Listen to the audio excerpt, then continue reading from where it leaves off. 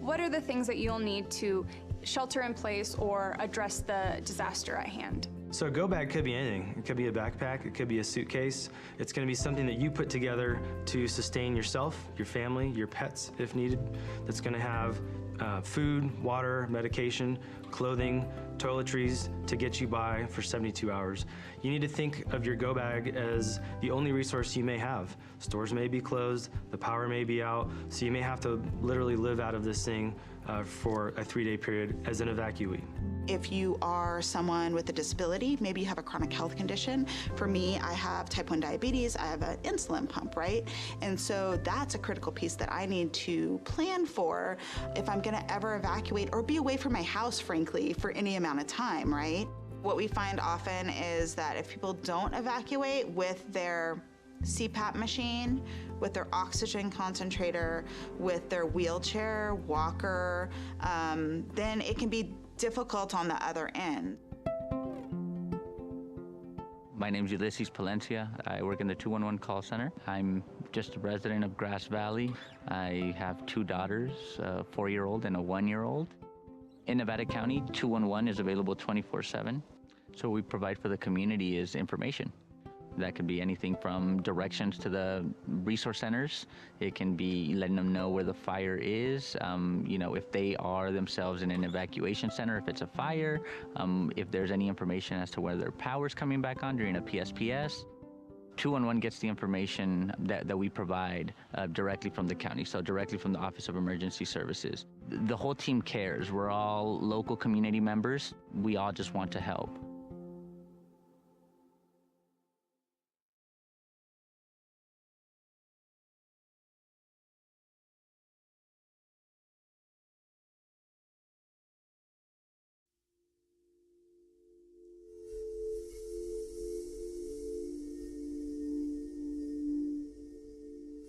So we were all sleeping in bed on Thursday, November 8th in Paradise. And first the house phone rang, picked up my phone. It was my sister who lived a block or so away from us. We were woken by a telephone call from my daughter. She said that we were being evacuated. I left sooner than them. I had everything ready. They were on the way out the door. There was not time to think about what you're going to take, what you're not going to take. The night before the fire, I knew it was a red flag warning, and I knew that it was a high risk. So on my way home, I filled up the tank. On our way out, we didn't get too far from the house, and we're watching fire coming down the hill. There was a machine shop right to my right there. And it had gas tanks and propane tanks. And I saw a lone ember kind of floating through, dancing through the air. And I watched it as it landed on the machine shop. In the time it took me to get my phone back into hand and to take a picture, it was engulfed in flames. And I knew that within moments it would start exploding and I would be dead. And just as I moved out of the range of the explosions, they started happening, and I prayed for the people behind me. 10-minute drive normally to Chico became almost 4 hours. So it was a long trip.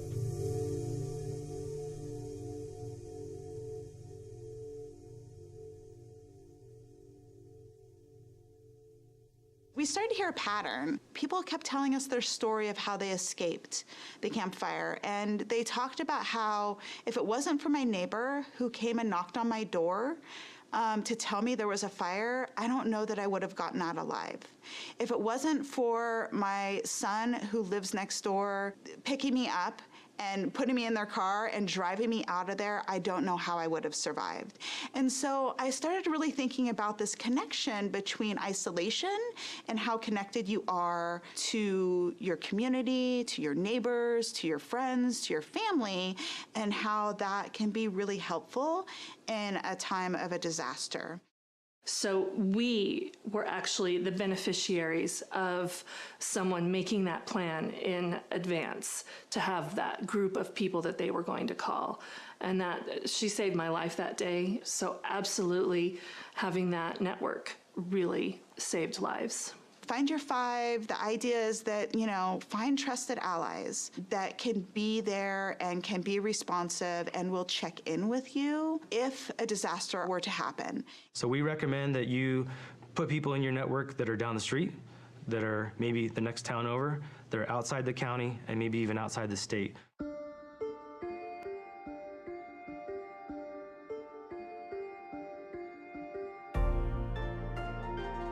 Commissioner Duncan, if you will lead us in the pledge. Certainly. I pledge allegiance to the flag of the United States of America and to the republic for which it stands, one nation, under God, indivisible, with liberty and justice for all.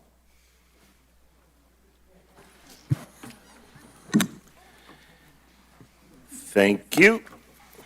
Shelley, if you'll call the roll, please. Commissioner Millman. Here. Commissioner Duncan. Here. Commissioner McAteer.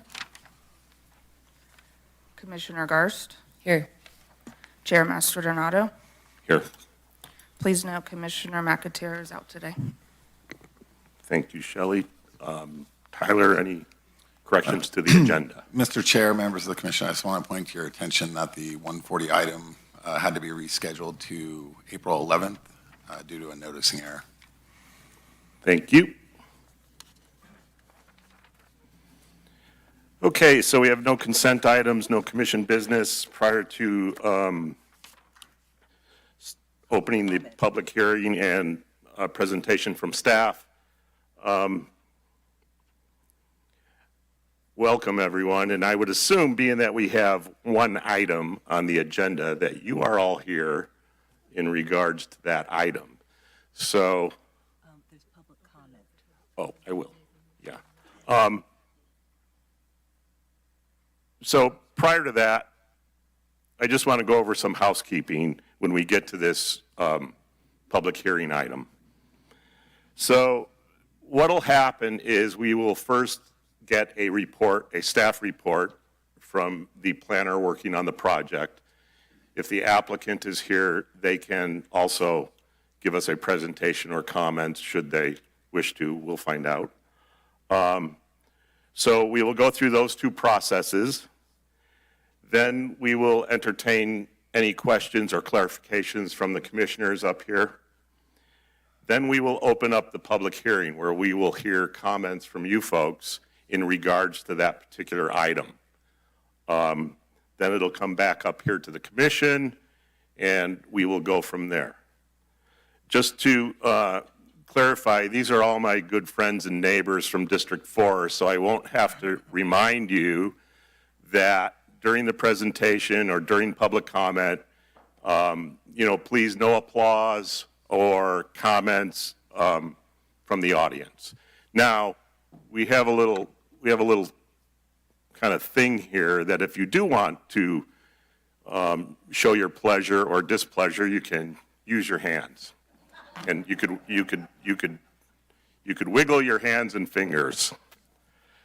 Okay, so prior to that, now's the time for public comment on anything that is not on the agenda. So if there are any members of the public here that would like to comment to the commission on matters that are not on the agenda, you can come up to the podium. Please state your name and address. You have 3 minutes on anything you'd like to discuss. So is there anyone here that would like to comment on a non-agenda item? Seeing none, hearing none, I will close that public comment period and open the public hearing on the use permit. And Zachary, it's yours. Awesome. Good afternoon, everyone, and thank you for being here today. My name is Zachary Rubal, and I'm an assistant planner with the Nevada County Planning Department and the project planner for the Congress Special Events Use Permit in front of the Planning Commission for review today. The project parcel is located at 12616 Country Heights Drive in western Nevada County, APN 050-340-009, and is approximately 0.3 miles east of Lake Wildwood and approximately 2.3 miles north of State Highway 20. The parcel is accessed from Country Heights Drive via Mooney Flat Road, approximately 0.3 driving miles from Pleasant Valley Road. The project site is zoned general agricultural with a minimum parcel size of 10, or Ag 10, and is approximately 7.8 acres in size within unincorporated Penn Valley. The project parcel is currently partially developed with contemporary activity, including an existing shop, an outdoor concrete pad with rockery wall, a well, a septic system, 6 water storage tanks, and ground mount solar panels. The project parcel has an approved and issued building permit for the construction of a single-family residence. However, that permitted residence has not yet been constructed. The existing shop shall not be used for any activities related to the special events venue, and after the approved residence has been constructed and received final inspection, the residence shall not be used for activities associated with the special events venue either. On January 19th of 1978, the Nevada County Parcel Map Review Committee approved a tentative parcel map to subdivide approximately 41 acres, which created the project parcel. Then in early December of 2020, the Nevada County Building Department issued a building permit for the construction of a new shop on the project parcel, and in January of 2022, the approved shop was finalized. Again, in January of 2022, the Nevada County Building Department issued a building permit for the construction of a new single-family residence on the project parcel, and in July of 2023, the plans for the approved residence were revised and the building permit was reissued. On June 22nd of 2022, the Nevada County Planning Department approved an administrative development permit for cultivation of a commercial cannabis project and an oak resources management plan for disturbance in a landmark oak grove to perform grading activities for the commercial cannabis operation.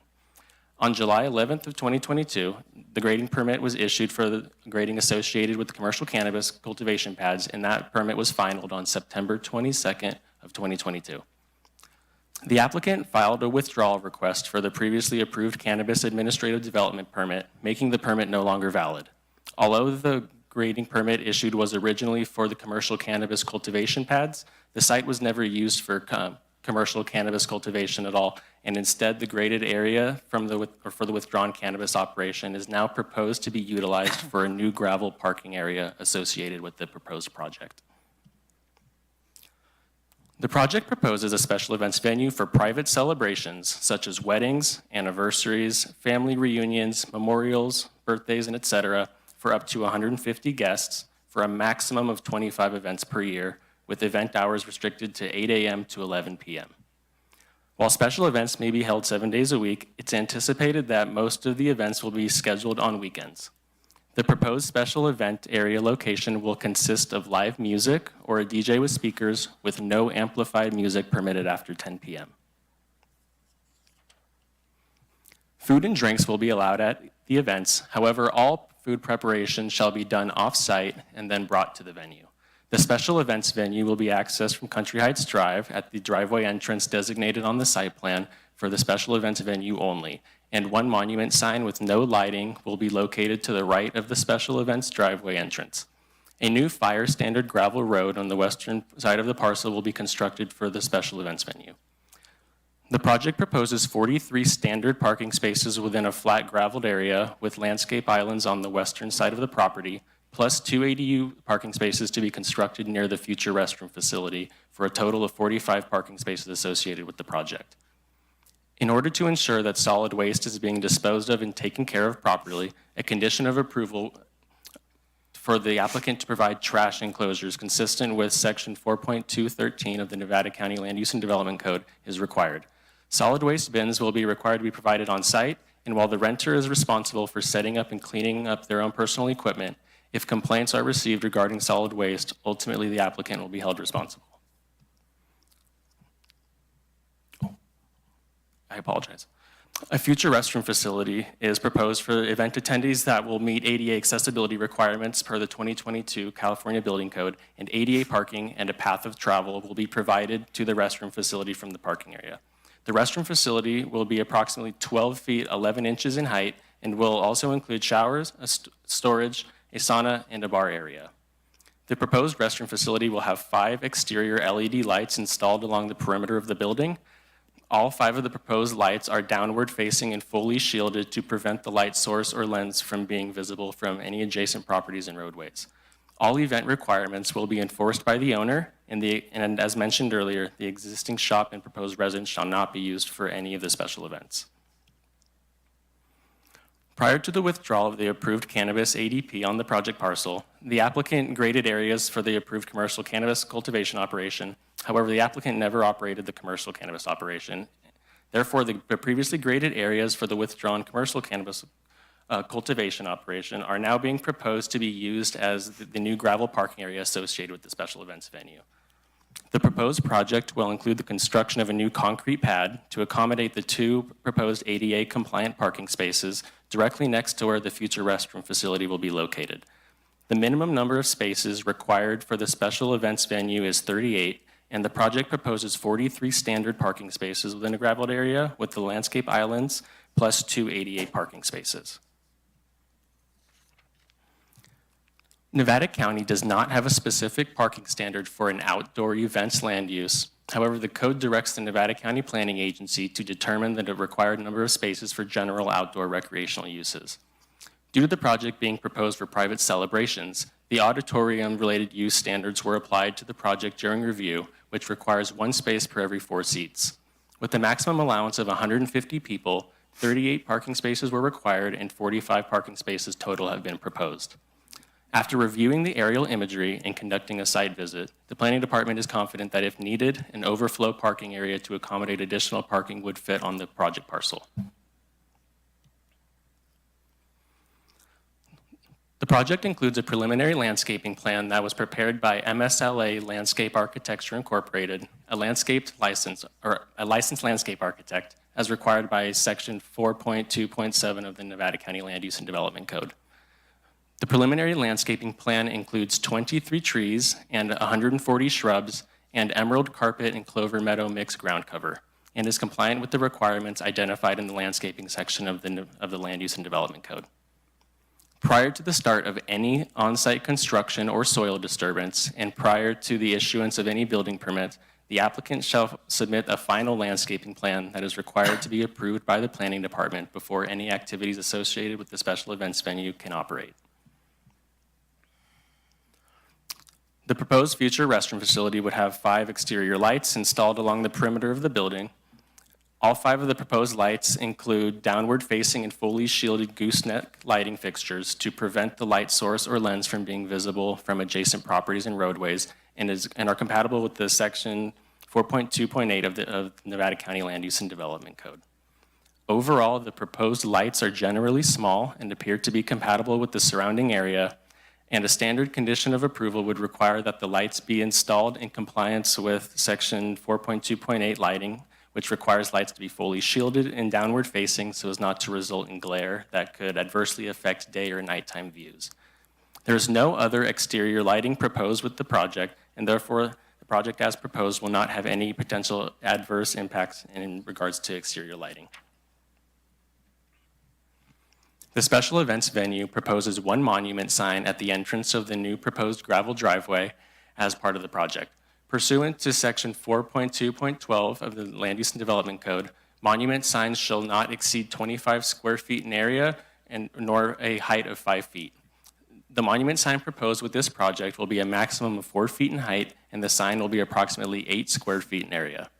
The proposed monument sign includes a concrete pedestal base, metal roofing, 2-inch by 6-inch fascia with 1-inch by 3-inch trim, 2 6-inch by 6-inch cedar posts, and the sign face itself will be made of a steel plate with edging.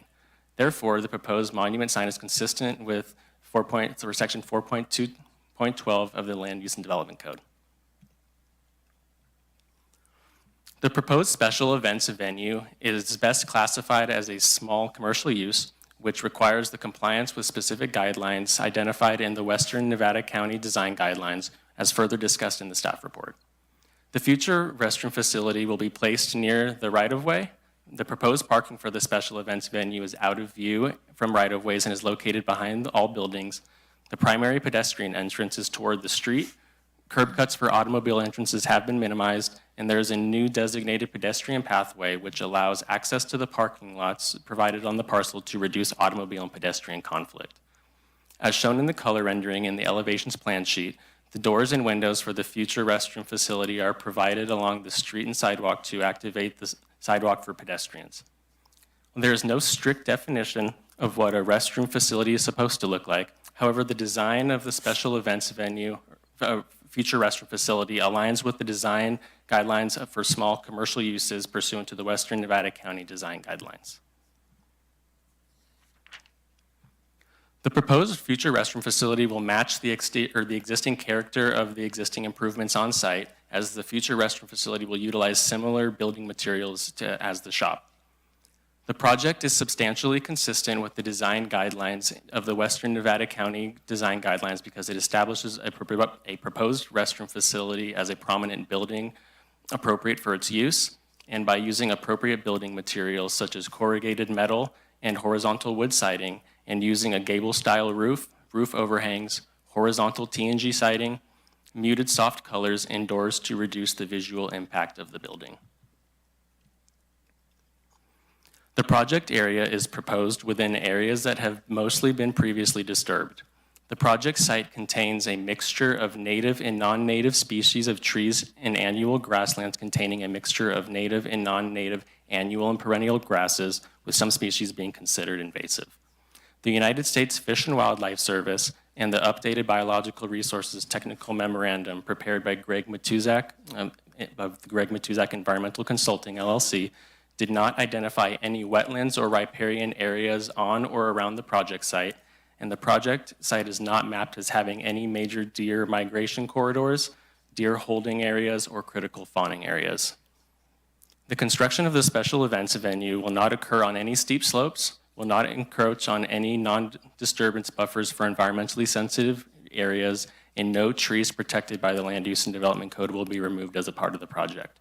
Therefore, the project as proposed will not have any potential adverse impacts on the environmentally sensitive resources. The project parcel is located within a very high fire hazard severity zone, and pursuant to section 4.3.18 of the Land Use and Development Code, all discretionary projects within a very high fire hazard severity zone are required to provide a fire protection plan for the Nevada County Office of the Fire Marshal to review and approve as a condition of approval.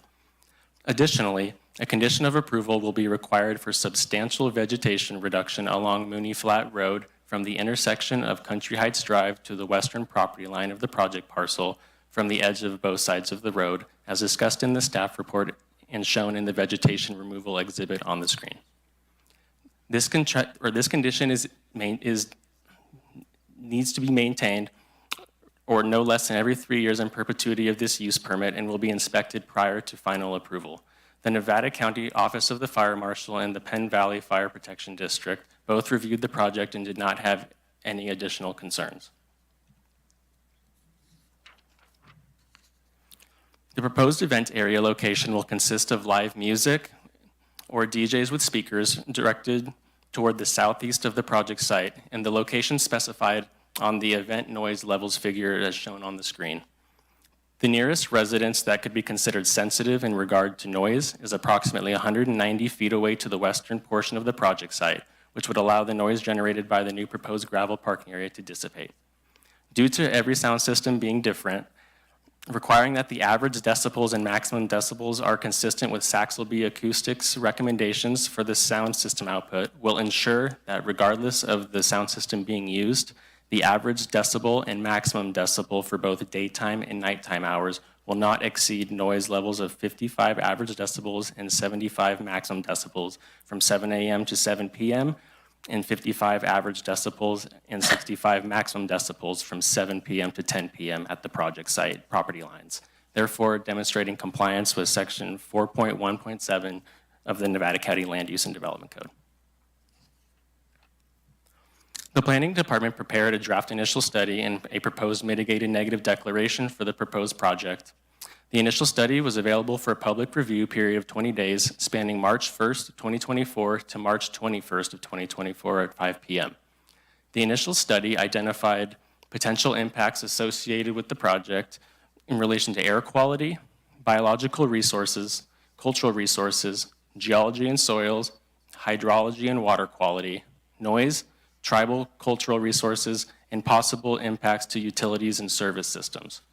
Mitigation measures were identified to reduce potential impacts to less than significant levels.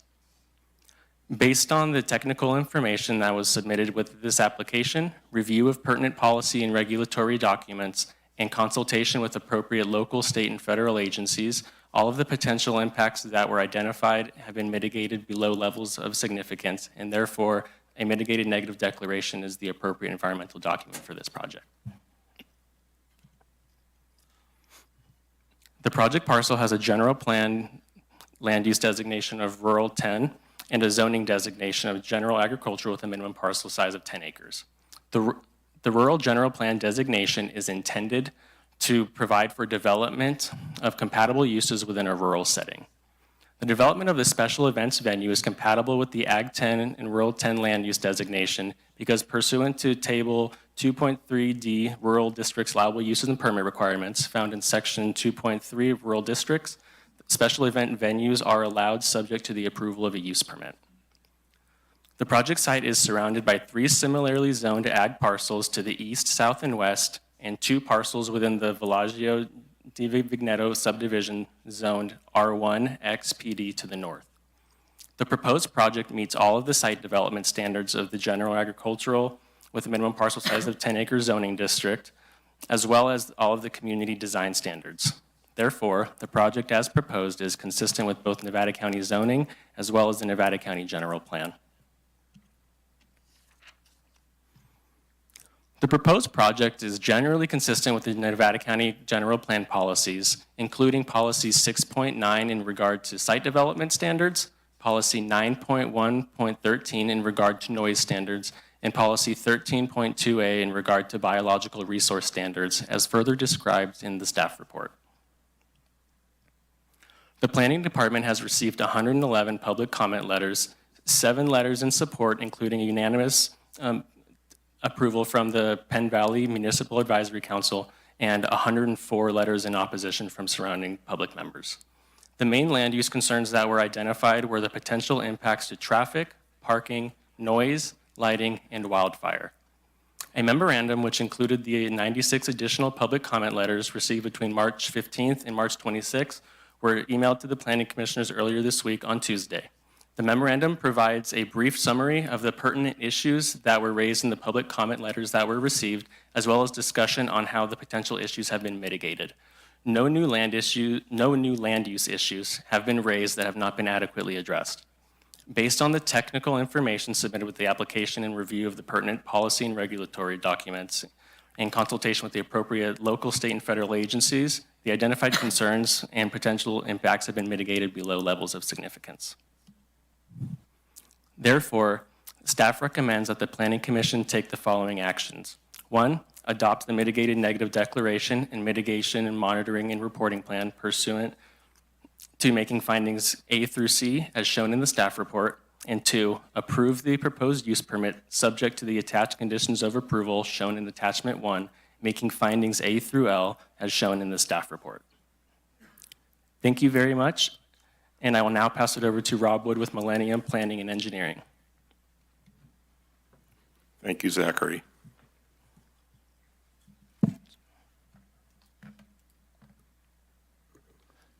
Testing. All right, good afternoon. Thank you for being here. I have a short presentation. I tried not to be too redundant. My name is Rob Wood. I'm the principal planner of Millennium Planning and Engineering. We're representing the applicant, who's also here today, the property owner, John Conger, a long-term resident of Nevada County. Also with me today is Lily Sparks. She's the project engineer. We also have the noise consultants here in case anybody has any questions once we've gone through the presentation. So just in summary, in a nutshell, this is for outdoor special events. It's to have weddings, graduations, birthdays, those types of things. Most of these will be on weekends during the late spring, early fall, obviously during the nice weather months. Most will occur in the afternoon to evening time. And most events will also average well under 100 people. But the project was looked at for impacts up to 150 people. This type of use is allowed in this zoning district, the ag zoning, obviously subject to approval of a conditional use permit. Just to give a little bit of context, here's an aerial photo showing where the project is with the red star. It's off of Country Heights Road, which is a gravel road, which connects to Mooney Flat. You can see there is the paved road.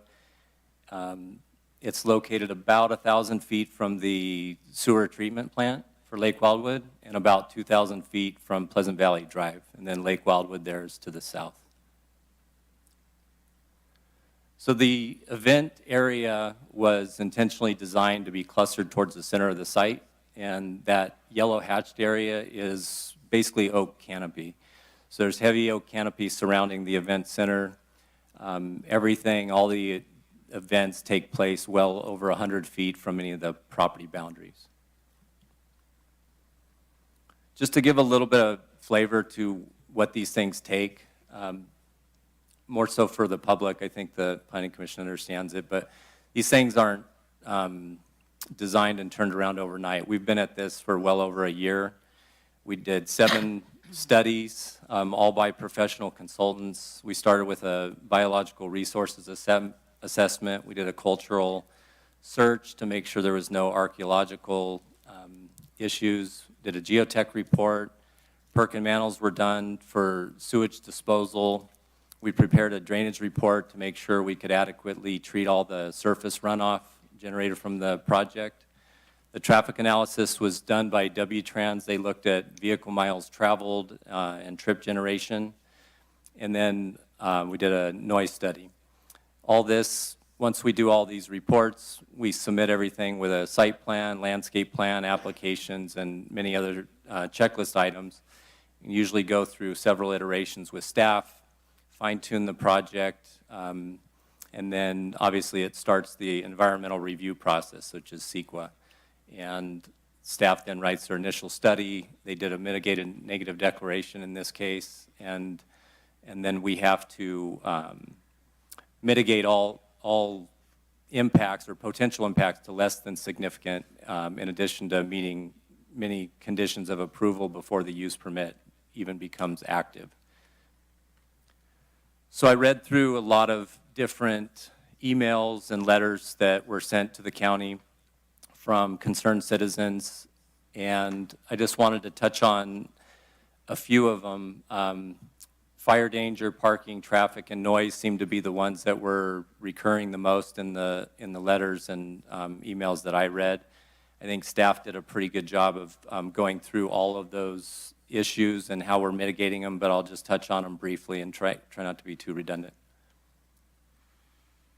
So starting with fire danger, we had an on-site meeting with CAL FIRE and Penn Valley Fire. We looked at the project, talked to them about it in detail. One of the biggest items was the vegetation reduction along both Mooney Flat Road and Country Heights. And as staff pointed out, that's a requirement, assuming the conditional use permit is approved. That has to be done in perpetuity for the time that the use permit is active. They'll have to maintain that vegetation reduction along both of those roads. Country Heights was recently upgraded to a fire safe standard road. All the on-site driveways in the project will also meet fire safe standards for circulation and width. Fees are going to be due for this project related to AB 1600. And then a few more. We have to do a fire protection plan that needs to be approved by the fire district. Everything we do on this site related to this project is subject to WUI requirements because it's in the fire danger, which is basically 99% of Nevada County. Defensible space is also another requirement. And we do have water storage, as you can see from this photo. There's 4 large tanks in the back there with over 30,000 gallons of water. So the next issue that came up pretty regularly was traffic. We did a trip generation and vehicle miles traveled assessment. That was done by W-Trans. They're a traffic consultant. They analyzed worst case. They looked at if there were events of 150, 25 times a year, what was the impacts of that. From a vehicle miles traveled standpoint, they found it to be less than significant based on county guidelines, and all the roads to the project didn't need any improvements other than what had already taken place. The primary access is down Pleasant Valley Drive to Mooney Flat, both county-maintained roadways, and then a short distance up Country Heights to the entrance of this project, which has been improved to a fire-safe standard road. You can see a picture of it there. This is a picture of Country Heights looking out towards Mooney Flat. Go ahead, next slide. So parking, that's always a concern with any of these projects. There's nothing in the code that says exactly how many people per car to these. So we usually use anywhere from 2.5 to 4. That's the standard in the industry for wineries and these types of events. We have 45 designated spaces on this site, and so for a maximum event of 150 people, that would be 3.3 persons per vehicle. We also, on the next slide, I'll show that we have overflow spaces available of up to 20 spaces. That would bring it down to actually under 2.5 persons per vehicle. And if that were not enough, we think that that would always be enough. We would never have anything more needed than that to park on site without parking out on the road. There is a park and ride that's 3 miles from here at the intersection of Highway 20 and you can see a picture of it there. Pleasant Valley Road and Highway 20, which is on the way to this site, and that has 37 spaces available, but don't think we would ever even need to use those. So one of the big things here related to parking is any people that lease this for events are going to have to sign a lease agreement with the owner.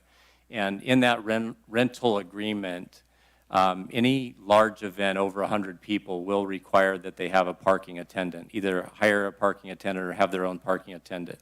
They'll also have to agree that there's absolutely no parking along Mooney Flat or Country Heights Road. Those roads aren't wide enough to have people parking on them. And that would be subject to towing or fines in the rental agreement. And then in addition to that, the parking attendant could direct people when needed to the overflow parking outside of the designated area parking and or if needed to the park and ride.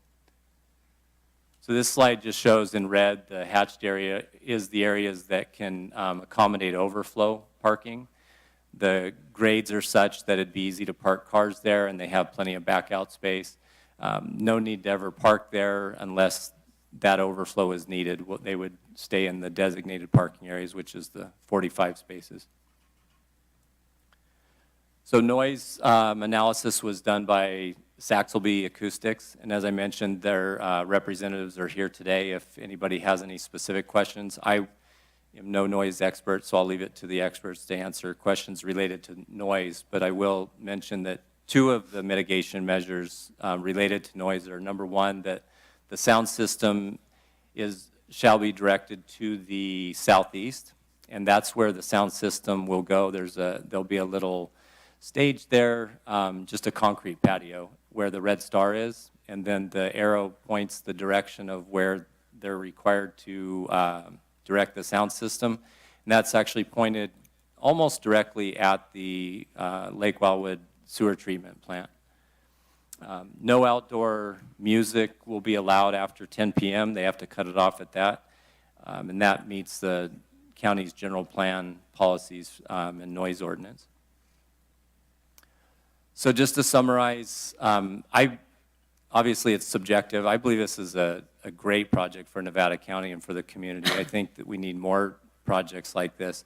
It wasn't long ago that these types of things happened all over the county. If people had a great piece of property, they just did events like this, and there was no requirement. And then several years ago, it was, we need to have a process to go through, a conditional use permit, and then designate where these can go, and then make sure that people are adhering to things like parking, noise, lighting, fire danger, those sort of things. So this is the right mechanism for a project like this.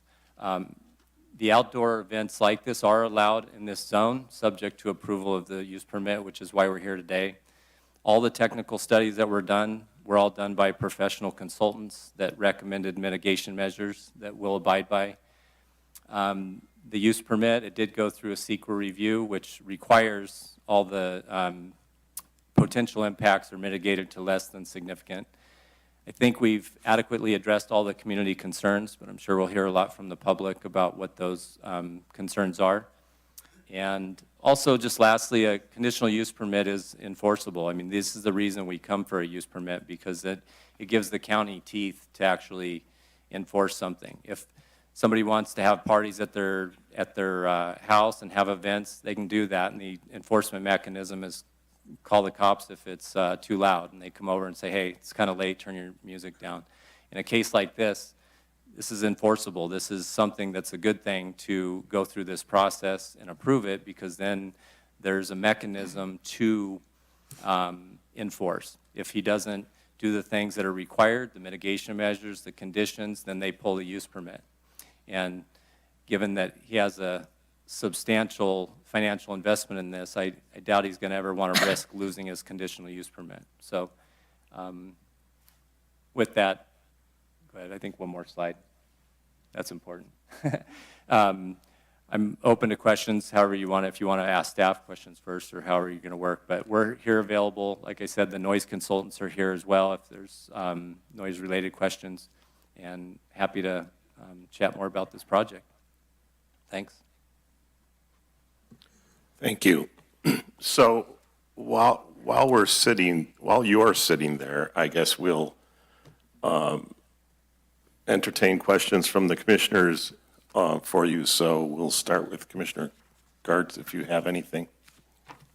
I had one question about the sound study. Can you go back to that slide?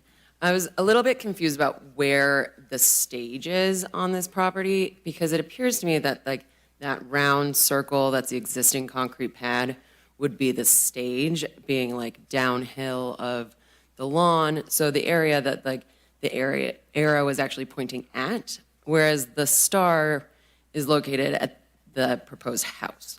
So I just wanted to understand where the stage is, where things like dancing would occur versus where like a band might play. Because it seems to me that the location of the speaker doesn't quite match what my perception of how the site would be used. I believe that's very accurate of where the stage is going to be, where if they do have live music or if they set up any kind of music, there's a patio that's there. The round area is a separate, that's not for any music. That's actually a patio that would be for weddings and events, maybe even a dance floor, but that's where that round area is. So I think this is very accurate, maybe plus or minus 5 or 10 feet. And then the speaker would always be there, and it would be directed in that location. Does that answer your question, or okay? Okay, Commissioner Duncan. I have a few questions.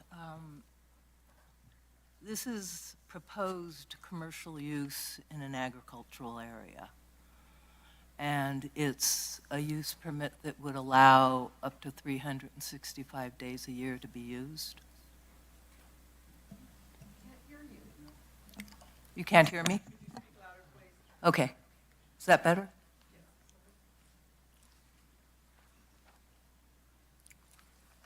I mean, it listed in the staff report 20 to 25 events for the season, but the use permit, is it written such that they're limited to that number of events?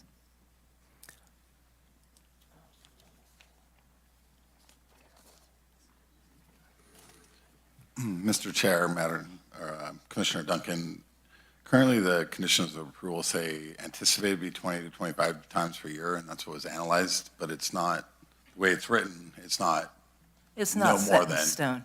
But Yeah, it is I mean, within the purview of the commission to modify or to change that language. Well, it's just a bit of, it's misleading, I suppose, because it infers that, yes, 20 to 25 times a year, but in fact, they can do it every day of the year. Commissioner Duncan, that's not the intent. The maximum is 25 per year. Oh, it That's states what's that in the analyzed. conditions. That would be the maximum, correct. If we need to clarify the conditions of approval to state that, but that was the maximum that was analyzed, was 25 events per year. I understand that was analyzed. I just didn't read where it said it was limited to that Well- number of events. If we didn't I mean, analyze 20 it, we to wouldn't be able to 25 go is above it. vague. But so you're saying it's limited to 25 events a year? Correct. Okay, that's clarification for me, thank you. The other one is that, are they allowed to have multi-day events? Commissioner Duncan, so there is nothing that would limit a renter from doing multi-day events, but it would be seen as one event depending on the submittal that was proposed to the owner. So if there were a 3-day event proposed, that would be eating into the 25-day limit? That is correct, Commissioner. Okay. I think this is really important for the applicant to fully understand what the limitations are, because it's vague, and it doesn't address the multi-day aspect to an event. We could be more than happy to adjust the conditions of approval to your liking in order to make that very clear so that the applicant is very aware of the limitations.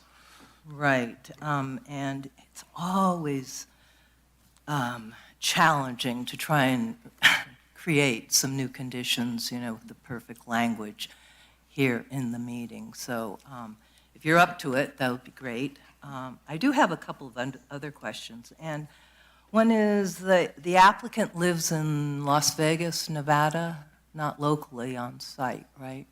For that question, I would defer to the applicant to best describe.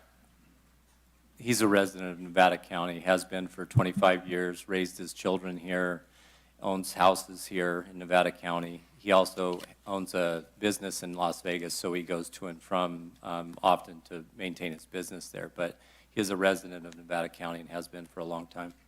Okay. In the staff report, the information that was included as to the applicant, it identified a Las Vegas address. So I didn't know that he was a local person. But does he live on site on the adjacent parcel? Not on this site, but he does have a home in Nevada County. Right, but there are 2 parcels that the applicant owns? Correct. The parcel there to the south and to the east is also his parcel. But he doesn't live there? No. Okay, but it's occupied? Not currently. He does have a permit to build a house there, just hasn't built the house there yet. So he's not staying at this site, but he does stay in Nevada County when he's here. Okay. Will there be employees on site? Not on a regular basis, but during events, if it's needed to have a parking attendant, then there would be one provided. So occasionally I could see where there would be an employee, maybe 2. Okay. Past experience with these special venue sites, most specifically, there was one on Dog Bar Road that was really a problem for the neighbors in an agricultural area. And noise, traffic, lighting. It always seems to be the impacts on the residents that they oppose. And the lighting talks to the restroom facility. But I would assume there'd have to be some type of lighting in the parking area, or additional lights that might be brought in for the event, but that wasn't addressed.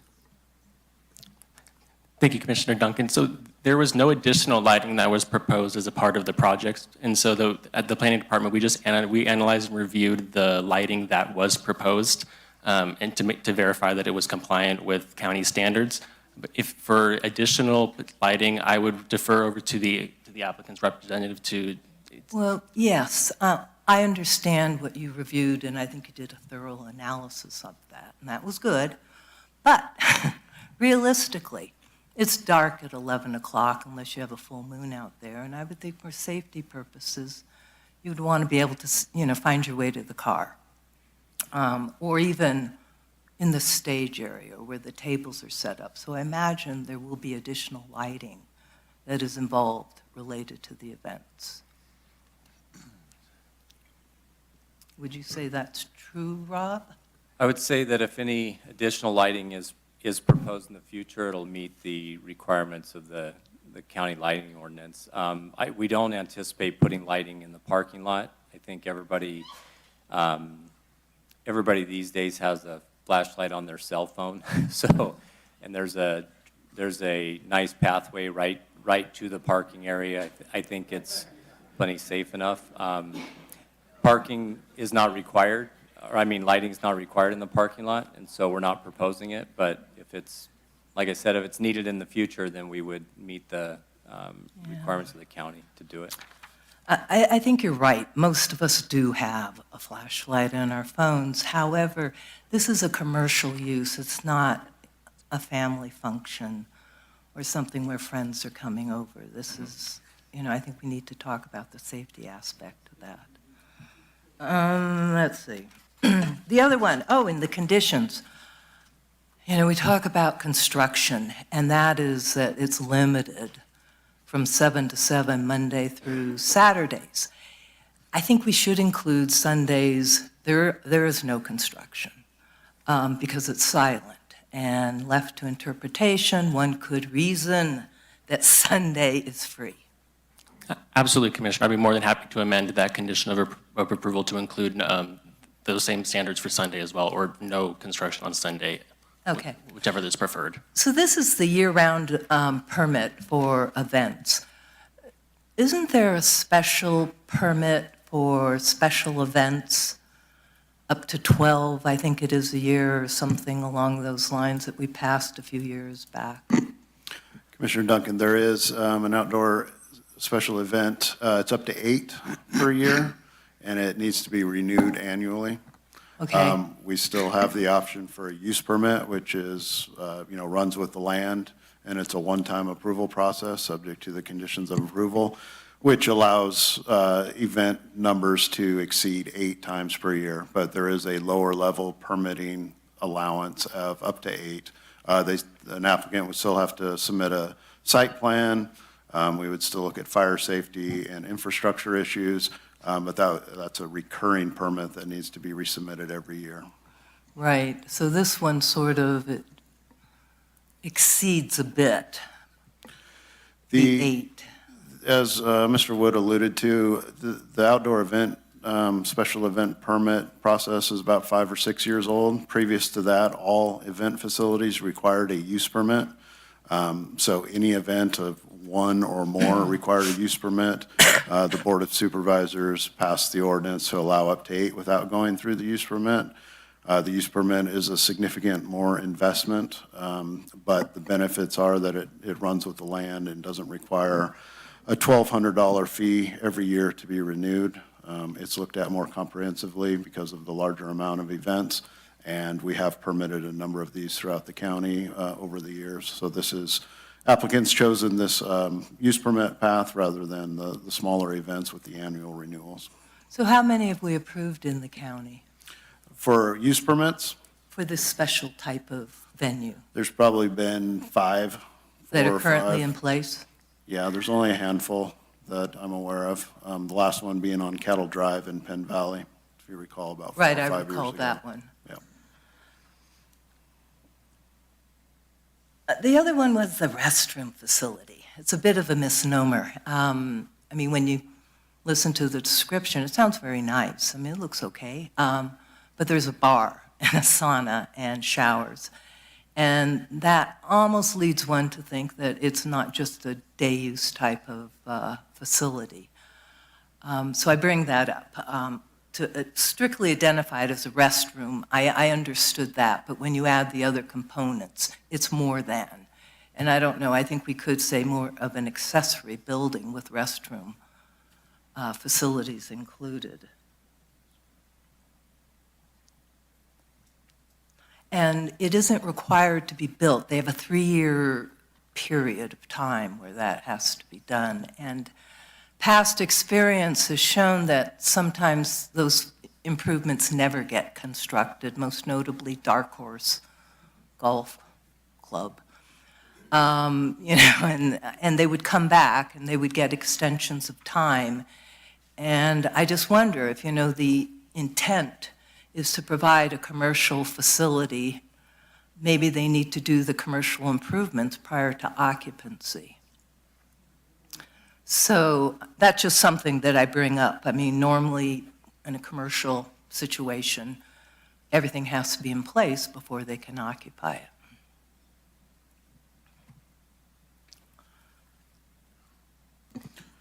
it. Commissioner Duncan, there are conditions of approval from environmental health that do require, if it were to operate prior to the restroom facility being constructed, that the owner will need to contract with the company to provide portable toilets with hand washing stations for events. So I noted that. And of course, I mean, if they're going to have an event of any type, I would assume that most people would do something to that level rather than having porta potties, yes. That is kind of an interim measure. However, if the commission felt like the more permanent facility would be required, we could certainly amend the condition to require that. I guess I just thought staff would maybe wrestle with this one a little bit more based on past experience of what we've seen happen before it came to the commission. They talk about the conditions being controlled by whoever is renting at the time, such as noise. And noise is something that is really, it's hard. I know there's been a noise study performed, but true to form in Nevada County, noise follows all sorts of different contours and ends up in places that no one ever would expect. And, every Friday night throughout the summer, you hear these, a concert that you don't want to hear. The event that I recall on Dog Bar was drumming. There was a regular drumming group that would show up, and it was driving the neighbors crazy when they would hear that. So noise is a sensitive subject, I think, that all of us are concerned about. We live in Nevada County because reduced light pollution, noise, and traffic, some of the good things about why we live here. And these are issues that come up to me when I'm looking at this application. And then who's going to be on site to ensure that those speakers are pointed in the right direction, because it said that everyone's going to come and probably have their own sound system. So will there be a responsible party, and that would, I would assume, be the owner, managing that to ensure that the music is set up and that the noise levels are adhered to, and that's sort of difficult during the event. But having the music actually turn off at 10, that is a continuing problem, I think, at a lot of events, is that, oh my gosh, the group's into it and that one more song, And by the time that the neighbors have called in the complaints and the deputy has responded, it's over. But it is a nuisance to the people who are affected. So those are my main concerns about what we're proposing here. The other is, will there be camping permitted on site? Hi, Commissioner. There will be no camping allowed on site. Okay, that's silent. I mean, associated with these events, will there be people who are allowed to bring their trailer in to set up? That's silent. I didn't see it anywhere in the staff report that would preclude it. When I saw the facility and they said saunas inside, I thought maybe that is more of an event that is beyond just a wedding. Commissioner Duncan, we could add a condition of approval that makes it very clear and specifies that no overnight stays are allowed as a part of the use permit project, and just to make it very clear and codified and specified so that everybody is fully aware of that. Right, or that it's something that the applicant should be made aware of before it comes to us, instead of us writing a special condition for them that, you know, if you had any other grander plans, you're not going to be able to do this. I think in fairness to the applicant, I don't know what they were thinking. You know, to me, it looked like they had received approval for a cannabis operation, and, you know, it came up short. They couldn't do it, and this is recent history. And so they, you know, what else can we commercialize this property for? And this event center, I mean, I like event centers. I think they're great. They just have a, you know, there's a place for them, and not all places are the perfect location.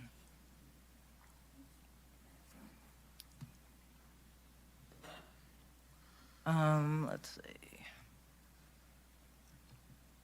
I think that's it for now. Thank you, Commissioner Duncan. Commissioner Millman. Well, Commissioner Duncan stole a whole bunch of my questions. I was saving you, Danny. I appreciate that. The one question I think I have left is, there's the existing shop and then there's the permitted or proposed residence. And I was curious as to why those structures weren't part of the event space. Like, why are they so specifically not part of the event space? For that question, I'll defer to the project representative. Is the question of why the existing structure and future residents are not part of this? Mm-hmm. Just that it's for outdoor events. There's no reason to open up his house to events. So this will be his, I mean, this is his property to build a house and live on, which is, I think, why he wants to put the sauna and bar area next to the restroom as part of his own amenities for his own house. But no, that there's just no reason to open up his house to an outdoor event use.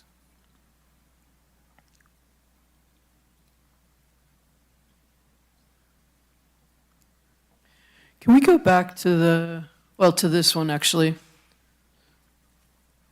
So what you said earlier was that it was going to be on a patio, right?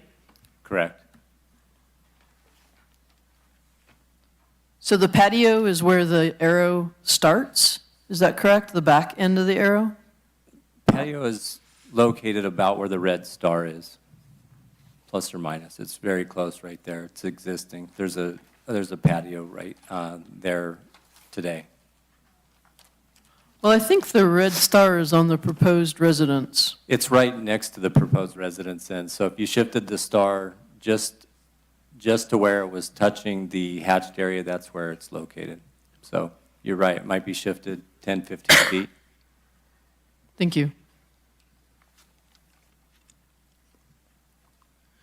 So on the traffic study, how many vehicles were part of that traffic study? When you'd gone through your slides, you said the traffic study, and then you switched to parking.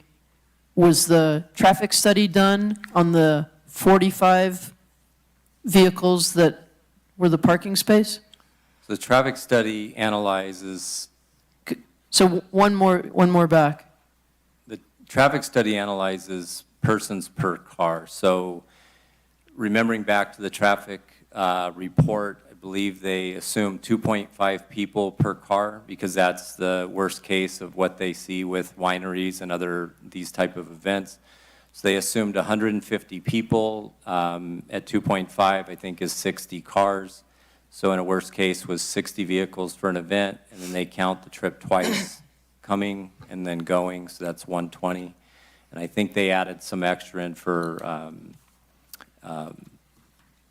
like the DJ or some workers, but we're proposing 150 max, including those people, not 150 in addition to. So in rough numbers, it's 60 vehicles in a worst case event. And nobody, not everybody gets there all at once, not everybody leaves all at once. So you could assume if over an hour period people are arriving, it's an average of about a car a minute in a worst case, and then leaving, same situation. it would, in my opinion, be almost unnoticeable most of the time. And then the parking attendant, is that somebody that is staff of the event center, or does each person that rents find a different parking attendant? I don't think that's been fully vetted on how the agreement's going to be set up, but I think there will be an option of them doing their own parking attendant or hiring a parking attendant that may be available. But in any case, in big events, there'll be somebody to direct people to overflow parking when needed and to make sure nobody's parking on Country Heights. And so does that same person like maintain the restrooms through large events, or is there somebody that takes care of the entire place or that's on staff that is there for questions? Correct. I mean, it'll initially be the owner, the property owner, but if he needs employees, then certainly he'll have employees to take care of that. So there will be somebody, either the owner or an employee, on site for all events? For big events, correct. Big events, 100 people 100 more, or 100 all plus. of? Pardon? 100 plus, correct.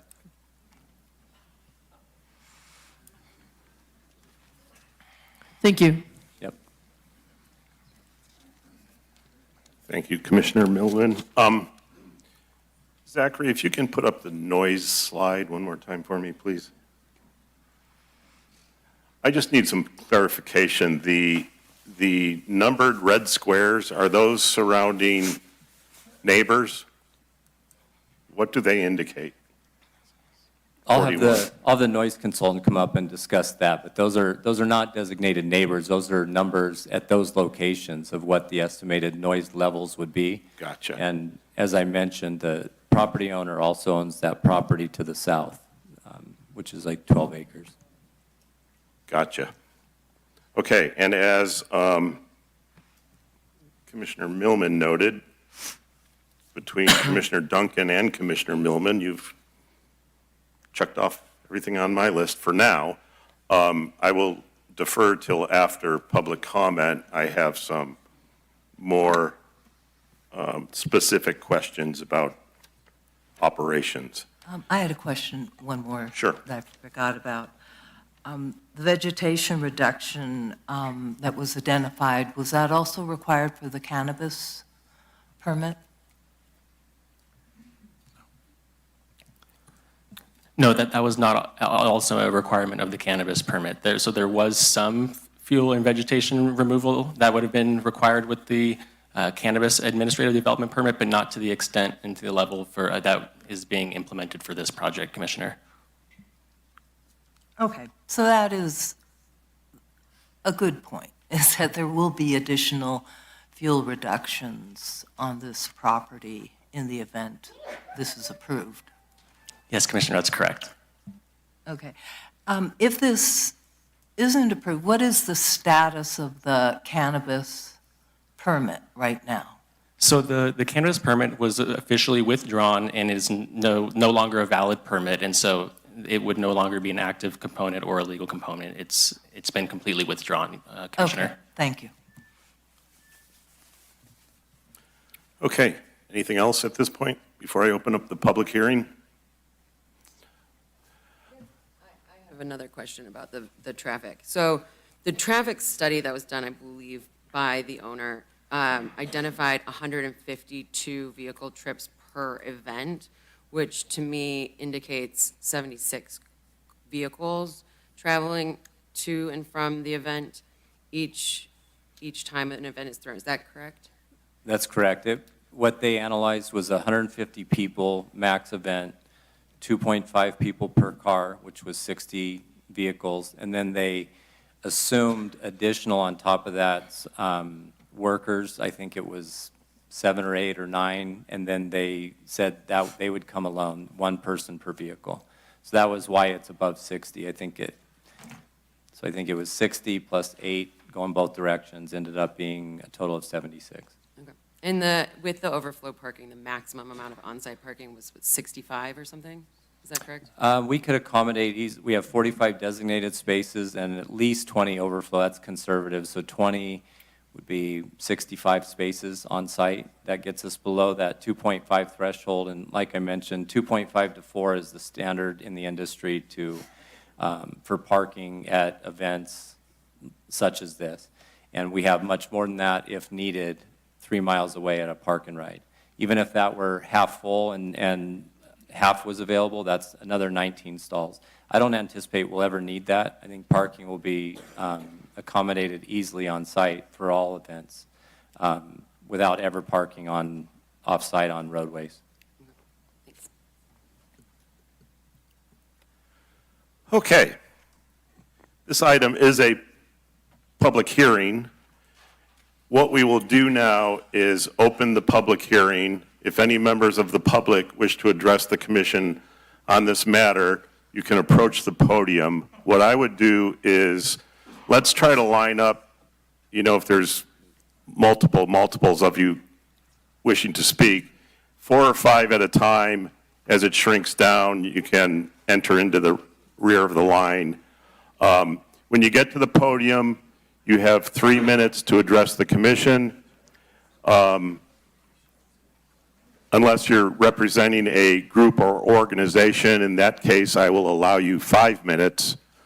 When you approach the podium, please give us your name, your full name, and your address. Okay, it's all yours. Hi there. My name is David Fink. I live at 13200 Country Heights Drive, just slightly up the road from where this is. First, I want to complain that we were not notified about this, even though we're only a third of a mile away. And parcels on 3 sides of us were notified, that we were not. A neighbor told us about this just 3 days before public comments were due. Okay, the people who live here do so for a reason. The peacefulness, the serenity, the quiet, and the night sky of this rural environment. This entertainment venue will destroy all of that.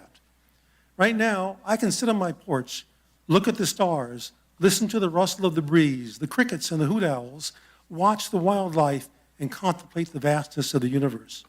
With this entertainment venue, the sky will not be as dark, most wildlife will run off, the music from the venue will distract from the natural sounds. The music may not be extremely loud at my location, but it will be very audible and distracting. If I want music, I can turn on my choice of music, or I can go into Nevada City or Sacramento. But this outdoor entertainment venue will force their choice of music on me all day long to 11 p.m. That is obnoxious and outrageous. Then there are the traffic problems and the fire danger from cars driving into the brush to park. There will be people who are not invited and want to hear the music. They will come by and they will park on the sides of the roads. And their hot engines or catalytic converters can ignite the brush.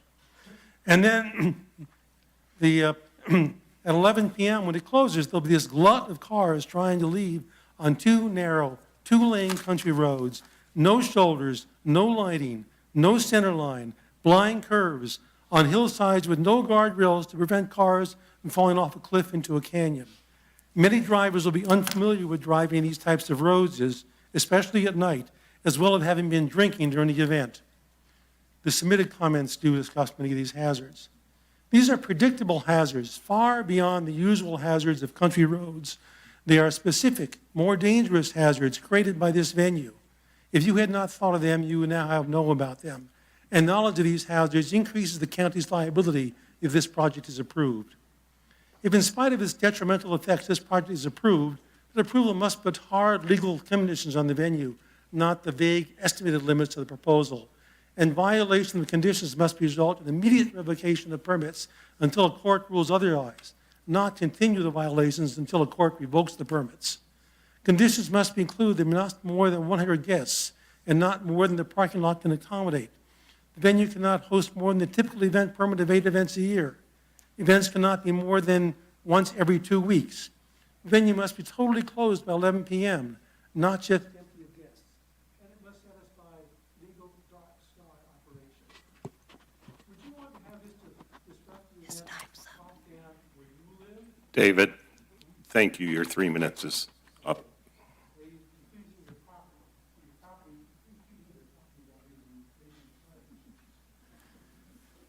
Good afternoon. My name is Bill Smith, and I'm visiting family, and so I speak for them, and I'm dealing with San Francisco with what I'm doing next. I've spent a career converting the military to disaster relief. I'm the guy who's in the middle of it all, a statistician, doing the alternative energy transit construction. And believe me, I can do a lot of good for your county, and the person who you will affect more than anybody else in your entire county, and everybody knows who this person is. There's a history of the person who's the top consultant for none other than Jerry Brown, Region 9, representing all the disabled people. This person will take you directly, with me on the heels, to the Supreme Court. And you can believe what I tell you because I got the emotion that does not stop. It's around the clock. Now, imagine these are going to your 10 times thicker eardrum because these are just megaphones. That's what this person has to deal with. Who's the person affected more than anybody else in this room or probably in the entire country? Now, this is an ongoing, lifelong, better not lose the parents because these people are beyond compare. Way, way, way beyond compare, as my super athlete family is. And I could go on for 9 hours, you can believe me. Now, what I'm pointing out... Sir, are we speaking of the project? I'm speaking to the person who's more affected, who lives in this neighborhood, and you have what you have with this properties is a megaphone happening. This person's ears are a megaphone, and this person's eardrums are affected, and you cannot speak, but this person hears you. You make the slightest noise, this person hears it 10 times louder with the drums in his ear. This goes straight into your brain. This child cannot speak for himself, 4th degree autistic. Now, I'm trying to save the stress from the person who has so much talent it's beyond compare, who's your top consultant for all the disabled. Believe me, because I live this on a day-to-day basis. There is so much stress that these people have to deal with. You do not want them going to the Supreme Court. You will have to hire so many lawyers and so many people will be involved, and you will look so bad that you will not have this gentleman who took his hands out of his pockets as soon as I got up here to speak. Thank you, Bill. Wanting to keep me back, because believe me, I ain't playing with what I'm doing. And I'm the guy who's big brother, not the guy on the super $10 billion over the last 2 decades. Thank you. He was big brother.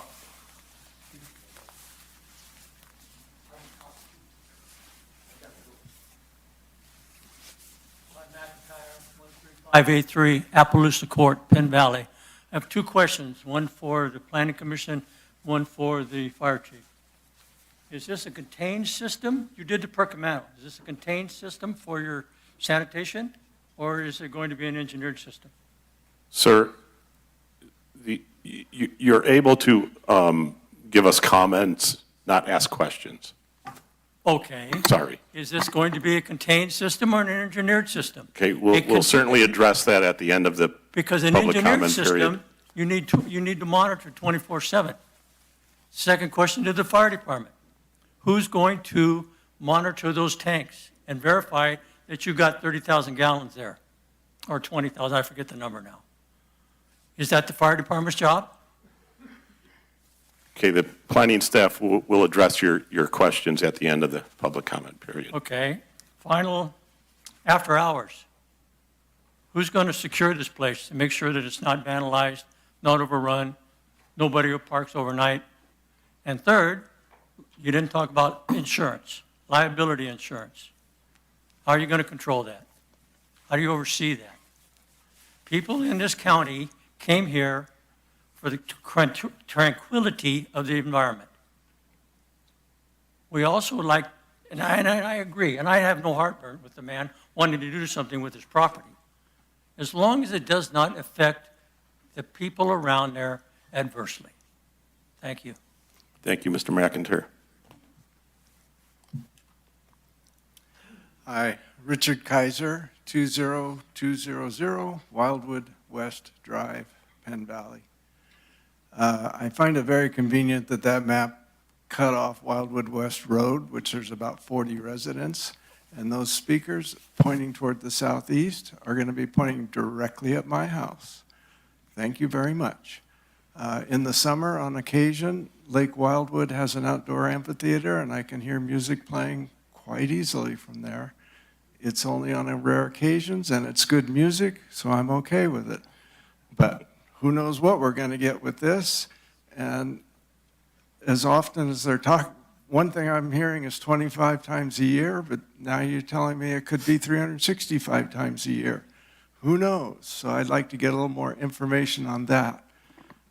Second, I had a friend go down to the site. He cranked up his car radio as loud as he could, and I clocked it at 74 decibels at my house. So when I read these little red squares, I don't believe them for a second. They're phony.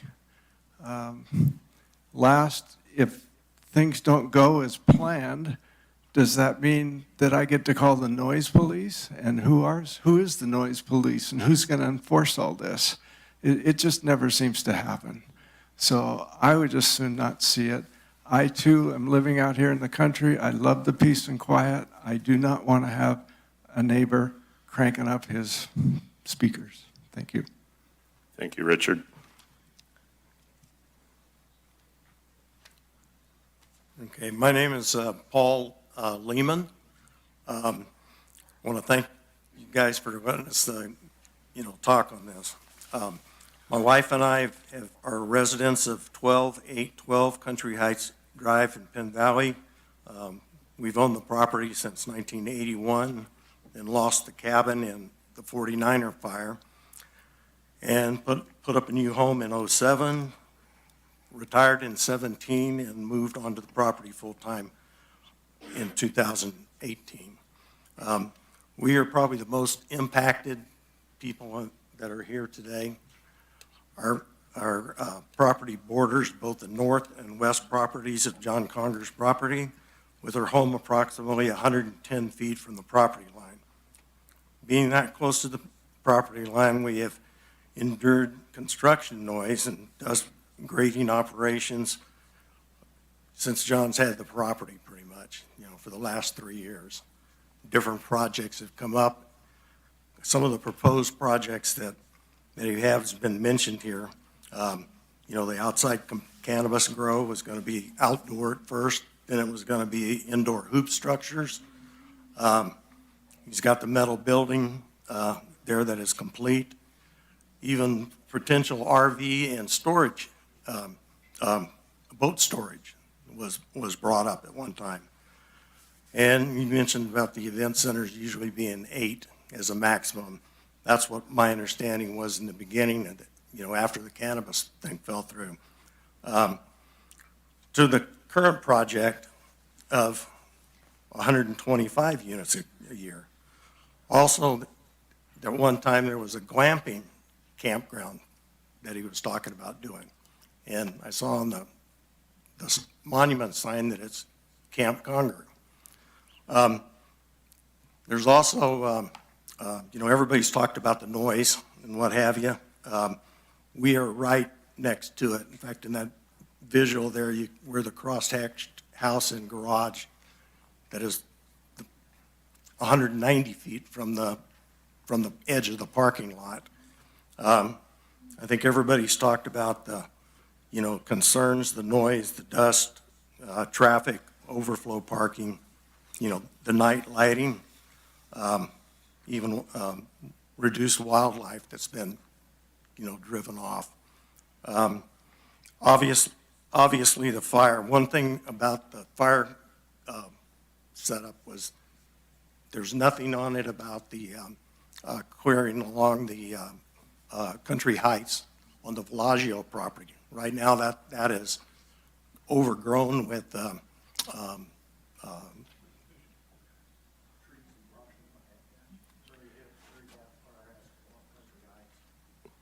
Thank you, Paul.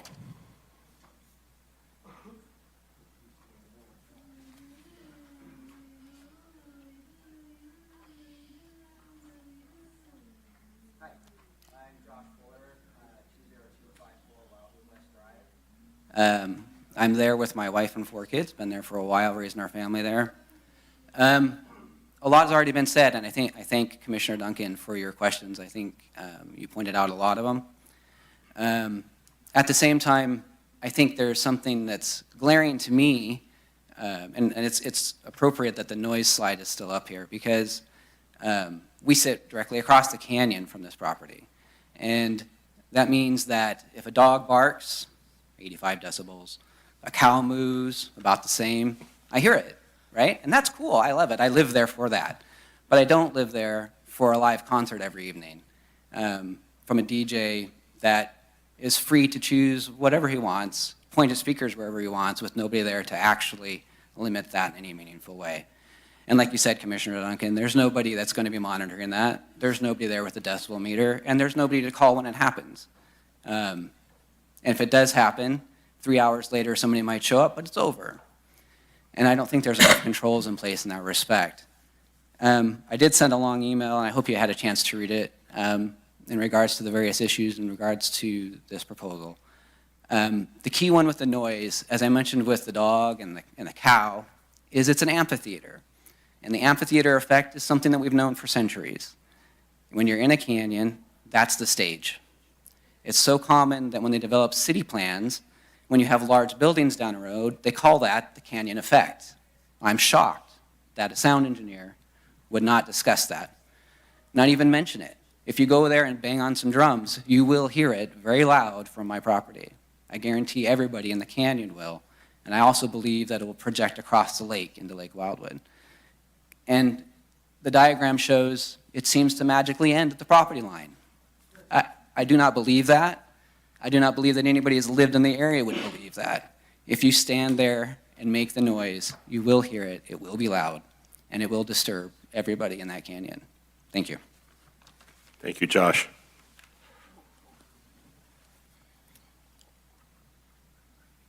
Good afternoon. My name's Nino Herrera, 20133 Wildwood West. You've already heard from some of my neighbors, Richard and Josh. I voiced the same concerns that they do.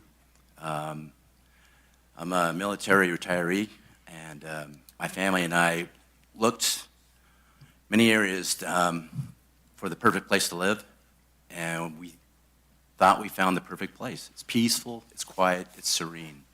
That's why we live there, and that's the way we want to keep it. Now, the noise and the traffic are my two biggest concerns, and Josh and Richard expressed very well that the noise where we live, you can hear across the canyon small things already. You can hear dogs bark. You can hear your neighbor across the way cutting down his trees. You can hear hammering. Obviously, when people have events, you're going to hear that noise. And like has been mentioned, there's no control. There really is no control. Nobody's going to tell them, to lower the volume. And so the noise is definitely a huge concern. But another concern that hasn't been mentioned just yet is the traffic. And I don't know if you've driven that part of Moody Flat. It's a lot of it is very, very narrow. And in the summertime, I often go with my family boating over at Lake Wildwood. So we come across there, we go down that Moody Flat Road down to the lake. And it's very difficult when you pass another vehicle, as it is. And they've actually made some improvements. But even still, it is very difficult. Now imagine, 75 vehicles every day, or especially on the weekends, and you're trying to pass those. I mean, it's already hazardous as it is. And with 50, 75 vehicles and coming and going, it's going to make it even more difficult. And it's going to be an accident waiting to happen. And I already have I already have 2 kids. They're young drivers, and I just see that as a serious risk because they like going to the lake, and they're going to have to pass through that area, and there's going to be people coming and going there, and they mentioned having a bar. It's probably going to be alcohol, and late at night, it's a hazard. It's a serious, serious hazard.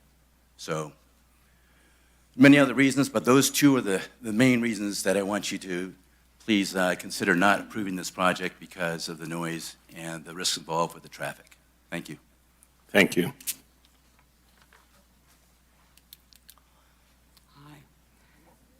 Hi, how is everyone today? I'm here to pray to you that you don't pass this. Ma'am, can you give us your name again, please? My name is Jane Taylor. Jane? Jane Taylor. Thank you. 13643 Wildwood Heights Drive, which is the extension of Country Heights. When people leave this property, up to 150 of them, they're not going to go on one road. They have to go on other roads to get out of there. Country Heights is the extension of my house, and this blaring, which I see now, is going towards the southeast, which is directly towards my house. We purchased this property because it was serene. I have a severely autistic adult son who puts his head through walls at the sounds of noise. He wears silencers, he's nonverbal. I've gotten him in the past 10 years to be able to get him from a 10 down to a 2 in severity. If this is allowed to pass, and they can play whatever they want, whenever they want, up till 10 or possibly 11, my son is going to have no walls in his house because his head is going to be putting them through them. I'm just begging you to please don't pass this. Country Heights is an extension of Wildwood Heights, which is another exit out to Pleasant Valley Road. Please don't let them do this. Thank you. Thank you, Jane.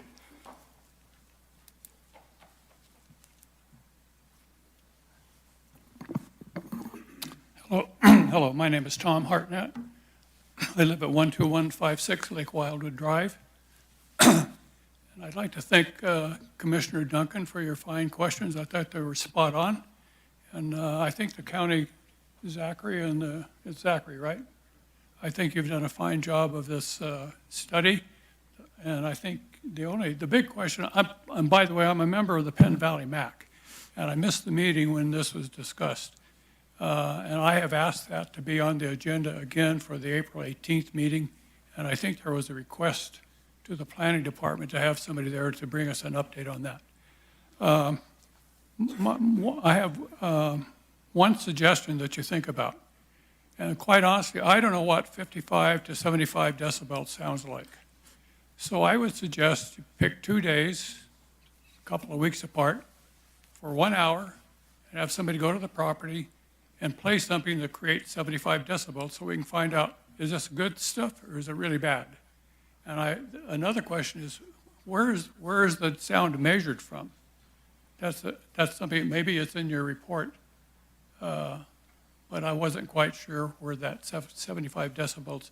Hopefully it's not my front yard, and I can't imagine that it's a foot away from the speakers, but that needs a little bit of clarification for me. So my real suggestion is let's have a test and then get some feedback from the people. And thank you very much for your time and for your work. You do a great job. Thanks, Tom. You're welcome.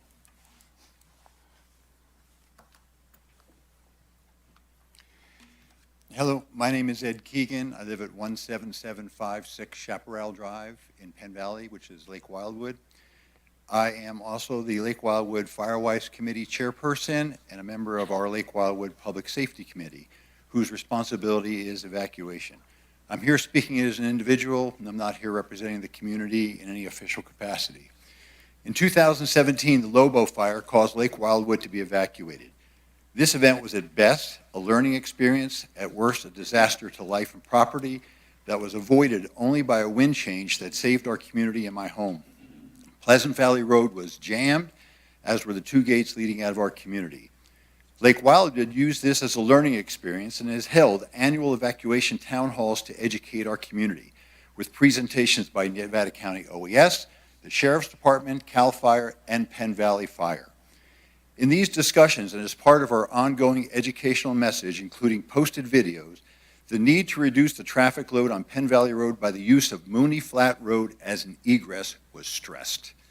Lake Wildwood has approximately 2,850 homes. The North Gate, in close proximity to Mooney Flat Road, serves egress for approximately 1,000 homes. This load does not include the possible demand from the communities on Pleasant Valley Road north of Lake Wildwood. In the event of an evacuation, after considerable education about its existence and encouragement of our community to become familiar with Mooney Flat Road, including driving it at night, our expectation is that a road underutilized in the Lobo fire will be heavily utilized in our next event. This will lead to traffic leaving an impacted Pleasant Valley Road and heading west on Mooney Flat Road. With a possible load of 150 attendees and additional staff, trucks, the staff report correctly points to on page 72 that this proposed plan use is a significant increase in population to be evacuated. It goes on to point out that a discretionary project located in a very high fire severity zone is required to provide a fire protection plan that addresses the adequacy of primary and secondary access roads, conditions and adequacy of emergency water system, and identification of a feasible evacuation plans. Perhaps I didn't see it, but I do not see any fire protection plans submitted with this report, especially one that includes the impacts to the existing evacuation plans of my community. Here's what I do see. 150 party people, unfamiliar with the area and the needs of an evacuation, in a panic, looking to leave the only way they know, going east on Mooney Flat Road back towards Pleasant Valley, while our community and all the communities around us are trying to evacuate west on a very narrow road. The scenario is a disaster for Mooney Flat as well as for Pleasant Valley Road. My recommendations is one is that they require the evacuation plan to be done. It has educated people of authorities on site at all times. Thank you, Ed.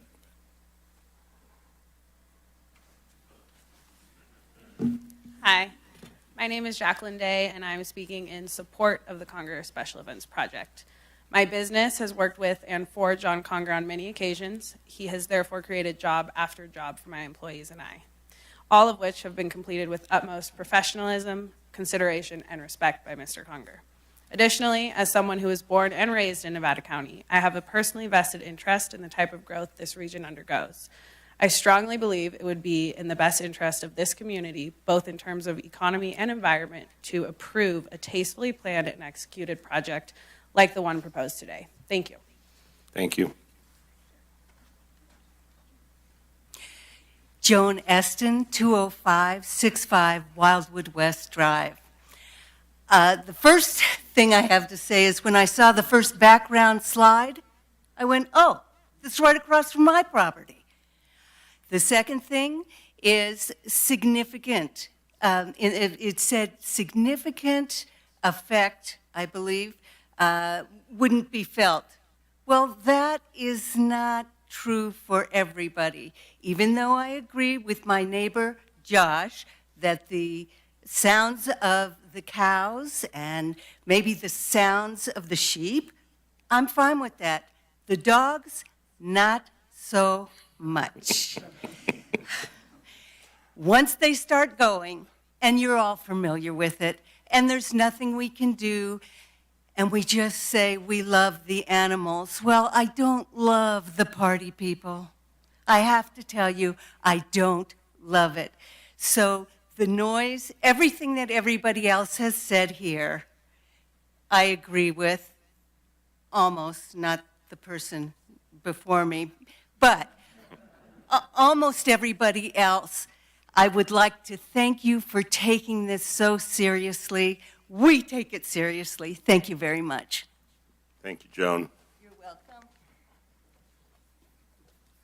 Hi, Leilani Vivang, 20927 Via Mediterranean. So I drive that first mile from Pleasant Valley down Mooney Flat Road every day. And I'm in agreement with everyone. I didn't buy 40 acres and build a new house overlooking Englebright to have some disc jockey play something I don't want to hear.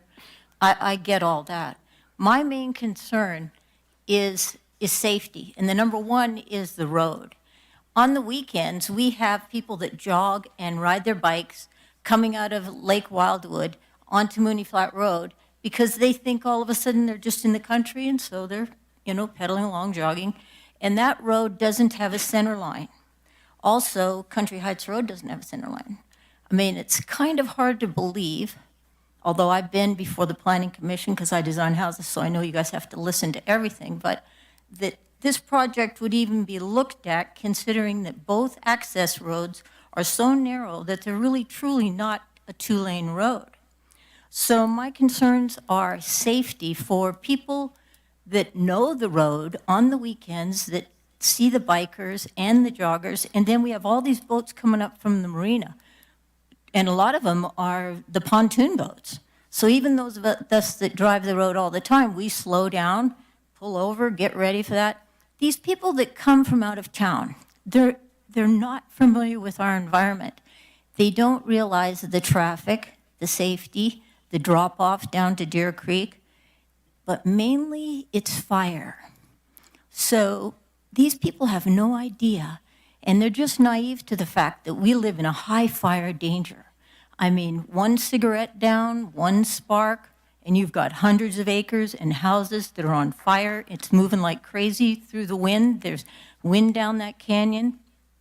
So it's really not their fault that they don't understand it, but in our community, we can't afford to have people that have been partying. Maybe they're intoxicated, maybe they were smoking something, maybe they leave, and it's in the middle of the night, and they don't know that there's a boat coming that's got a big pontoon on the back.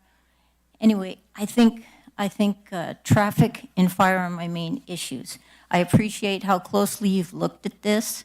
I realize the cost the owner had to go through to present this. Worst case scenario, I'd say make them do all the improvements and only let them have that 1 year of a test program where they can have only 8 events, but probably they won't want to do it because they should have the restrooms in place and they should have all their mitigation measures done before their first event. My last comment is it's really not a good idea that the owner who understands all the restrictions on the project will probably. Thank you.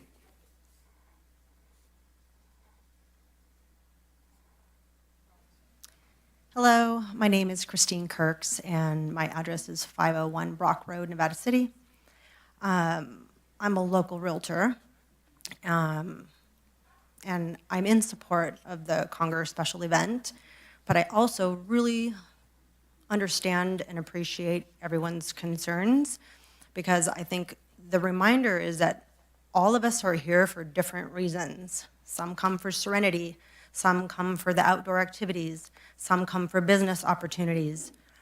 Some of us are children raised, some have teenagers that have parties all weekends long and they want their kids home because that's a safer place. There's just a broad spectrum of why people live here, and I don't think that the neighbors are considering the proposed event is another person's idea. It's not just their idea. It's his idea to share his love of music, to share his love of entertaining, to share his love of the outdoors with people that don't know our area. And by bringing people in, it brings in more business, it brings in opportunity for people, and it isn't to be confrontational, it's to enjoy his life too. And so I just want to remind people that as I am understanding and aware of their concerns, I think that there's also an understanding here for what John or the proposed event is wanting to do, and not to forget that there's multiple reasons of why people move to this community. So that's all. Thank you. Thank you, Christine. Hi, my name is Jim Hewins. I live at 232 Commercial Street, and I've been to this proposed site several times during the construction, and I'm sure a lot of you here have. It's gorgeous. The meticulous detail that's done for the area where the stage is, where the rocks, I mean, it's monumental. And I was sitting here imagining if today the issue was the Miners Foundry wasn't built, and somebody wanted to build that, there'd be the same concerns. There'd be the concerns for noise, for fire, for parking, for everything. But oh my God, what a shame if we didn't have the Miners Foundry. It's like a landmark. And when I go to this property, I see the potential for this to be the same kind of a landmark in our community. So I 100% support it. Thank you. Greetings, everybody. My name is Jeff Caro. I live at 203 South Pine Street in downtown Nevada City, actually just a block from the Miners Foundry. So I have a lot of experience with events like this. I'm in support of the Congress Special Events Center. I have also been to the site many times. Following John around as he describes what he wants to do with that property is really inspirational, actually. He's just like, and then we're going to do this, and look at this beautiful photos for the bride and groom. Who doesn't love a good wedding, actually? I mean, these are like positive events. These aren't people that are like intending on making people's lives difficult, and I do respect the other concerns of the people that have spoken here, but these are like beautiful, positive events, and people are dancing and laughing and having a good time.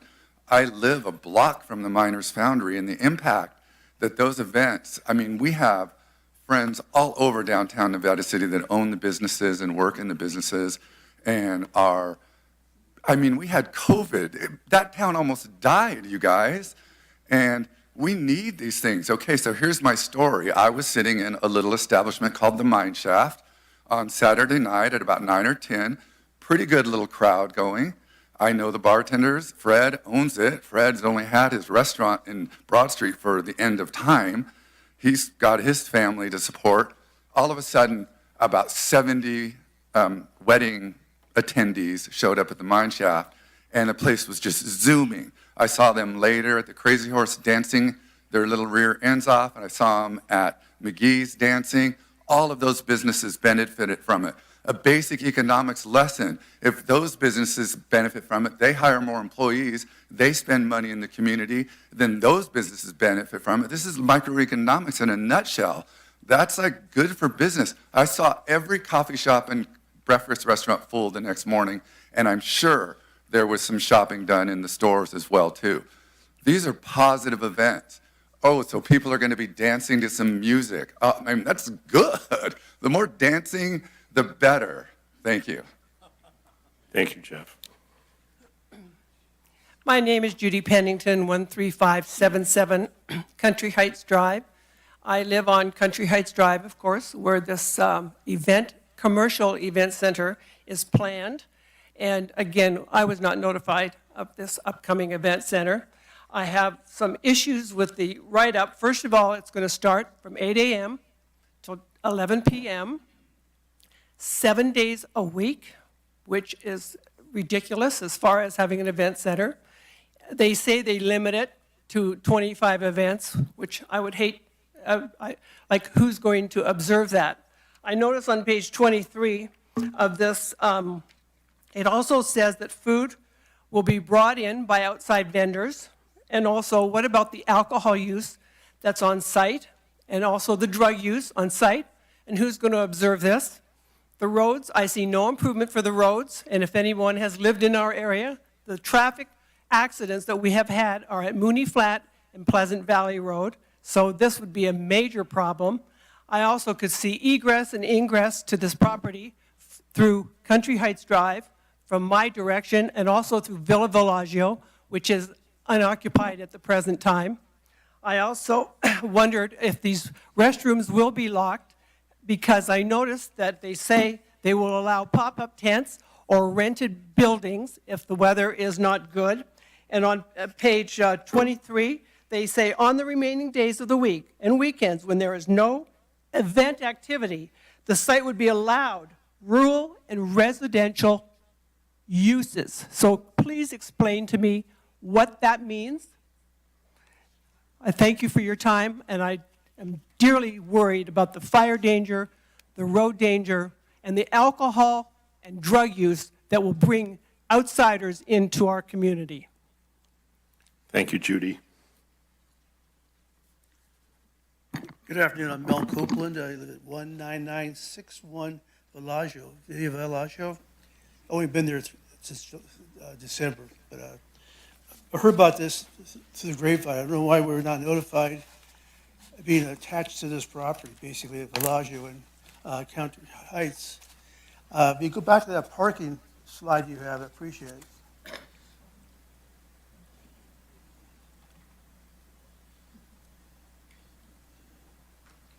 Do you have the other one before that, usage? I think it's the one before or after it. Now it's not showing it. In there, it said, anyway, it said primary would be the Country Heights Drive down to Mooney Flats. I want to know the difference between primary and secondary, which is really affect our house. They'll come back up Country Heights.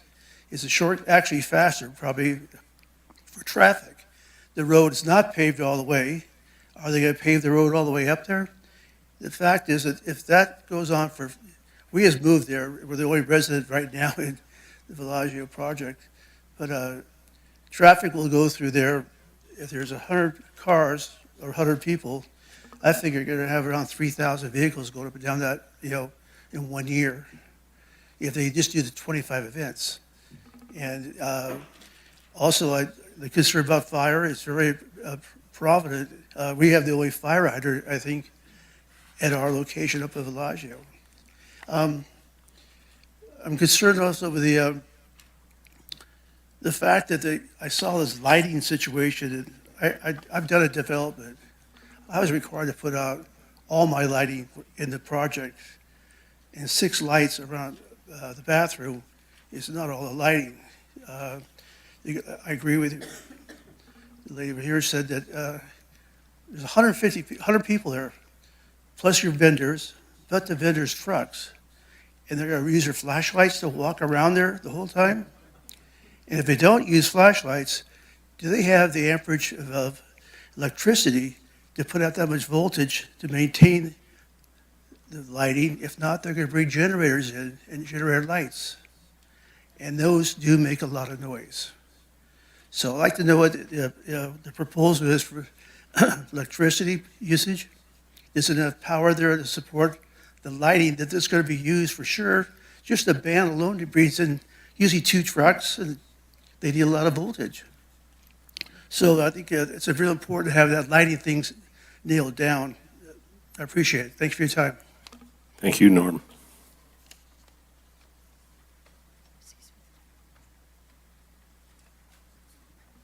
Good afternoon. Rebecca Schmidt, 21074 Via Mediterranean, which is the only way to access Via Mediterranean is on Mooney Flat Road.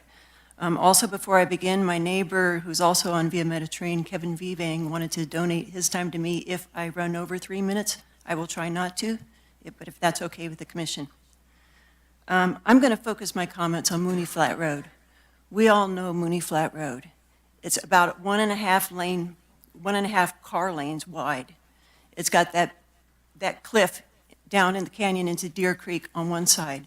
On the other side, it has the embankment, a really steep embankment going up.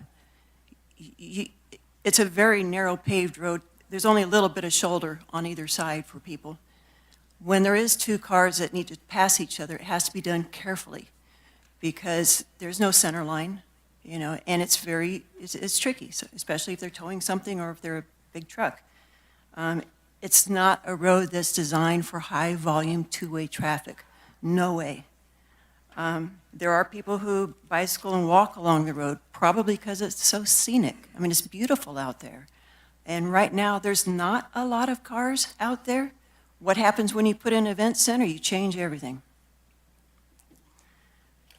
The outdoor event would create a destination point that would cause traffic surges of people getting to the event and traffic surges when the event is over. We can't imagine Mooney Flat Road trying to handle 76 trips coming and 76 trips leaving, on top of everybody else in the neighborhood that might be going somewhere that day. We don't see how that's possible. The road can't handle that kind of traffic. My biggest concern, however, is that this facility would include alcohol. It would include parties. It will include people that are going to drive drunk or drive impaired. And if those pedestrians and bicyclists think they're safe on that little dirt shoulder of the road, no, they're not. They're not safe. And this is what it looks like when a bicycle gets hit by a drunk driver and plowed into the side of the embankment. This is, I don't have a good balance. I only have one leg. I was hit on a mountain road. It was not Mooney Flat Road, but it had the same characteristics. It had the cliff, it had no guardrails, no center line, and it had the rocky embankment. When that driver hit me, he shouldn't have hit me. He had the whole road. I was in the dirt shoulder. Drunk drivers, they don't stay in their lane. They don't stay on the pavement. He rammed me into that hill. My leg was cut off at the scene. And when your leg is cut off on the scene on a remote country road, you're probably going to bleed out real quick. I was lucky. I was bleeding out. And with the grace of God and my husband, I got a life flight helicopter. I crashed in the life helicopter, but I made it to a trauma hospital and I lived. I still don't know how I lived. You know, I don't know. I don't wish that on any one of the neighbors. I don't wish that on any one of the guests to this party. They think they're going to a wedding. No, they may be going to a funeral. And if it really is, 3 people per car, carpooling, it may be a family that goes over the cliff. The drunk drivers are going to increase. If you increase a destination point on Mooney Flat Road, you're going to increase the traffic. You're going to increase the people who are driving inebriated. There's going to be more people like me, or worse, that are dead. So please, please do not allow this event center, this destination point, to go on Mooney Flat Road. We think it's ridiculous. Thank you, Rebecca. Thank you.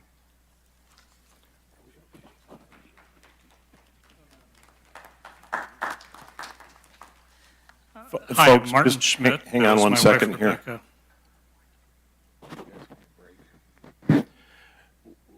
We're going to take a short 10-minute recess. If I could ask the folks that wish to speak in public comment to kind of turn around and self-police yourself to reconvene in that line when we come back in 10 minutes, I'd really appreciate it. So that being said, it's 3:21. We will reconvene at 3:30. Thank you. Short recess.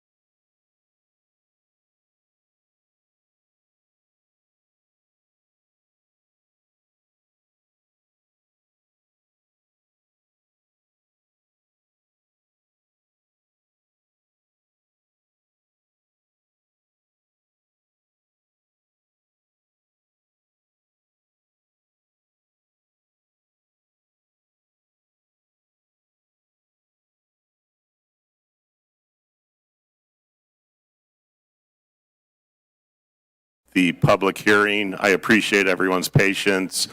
Hopefully you took advantage of it as well, so we will continue. Hi, I'm Martin Schmidt, 21074 Via Mediterranean. I had this whole thing prepared, but fortunately the audience said everything in here, which is great. And in fact, I even appreciate the people that are advocating for this project because they have a friend, probably their neighbor, and he asked them to come down here and they said what they said. However, they're not impacted by this. They don't live there.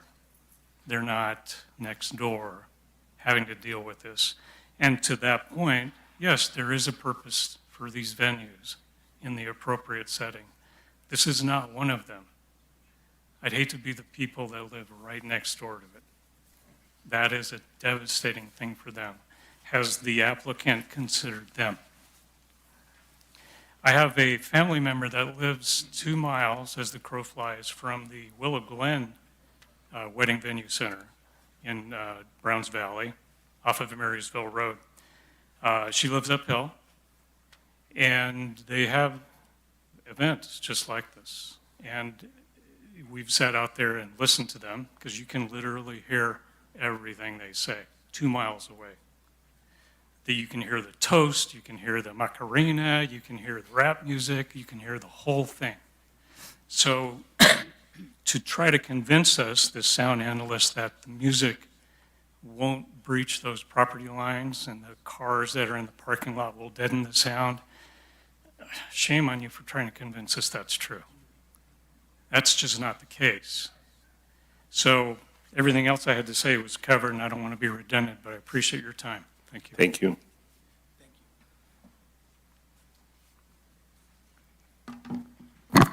Hello, Planning Commission.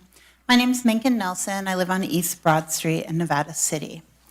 And I'm hearing a lot of the same opposition today that many of the new development projects in Nevada County hear. Traffic, noise, lighting, fire hazard. I think these are all very valid concerns, which is, of course, why they are already addressed within the permit evaluation and approval process. Consider the precedent if the county starts to deny recommendations based on an assumption that the applicant is not going to adhere to the rules. Sorry, my thing's not scrolling.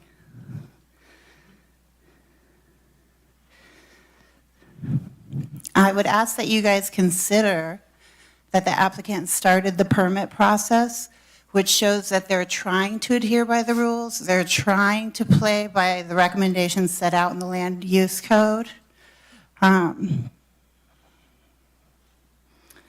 If we can't give them the benefit of the doubt, then why do we have this process anyway, right?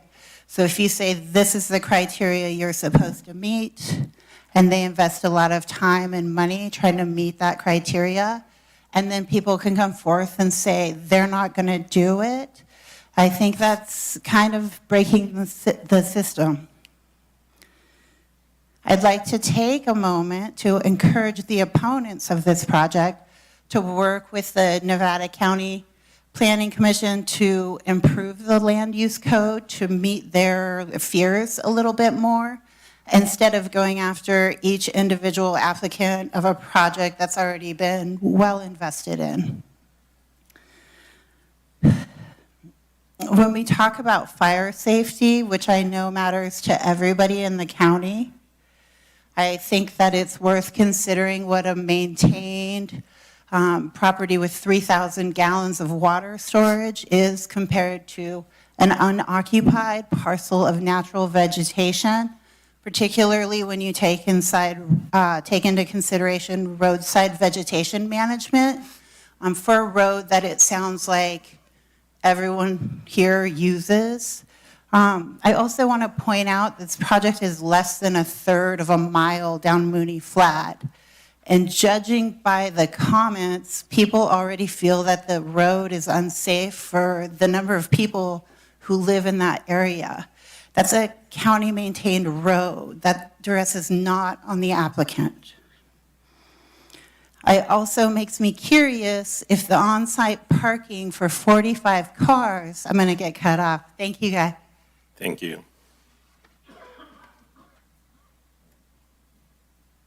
Hi, my name is Helena Velasquez, and I've been a resident in Nevada County for 24 years. I am a local business owner. Pretty much everything that the last gal just said, I'm in total agreement as far as I know, and as long as I've known the owner, John Conger. He's very responsible. He's very professional, and he has thus far already adhered to all the demands that have been put upon him and requested.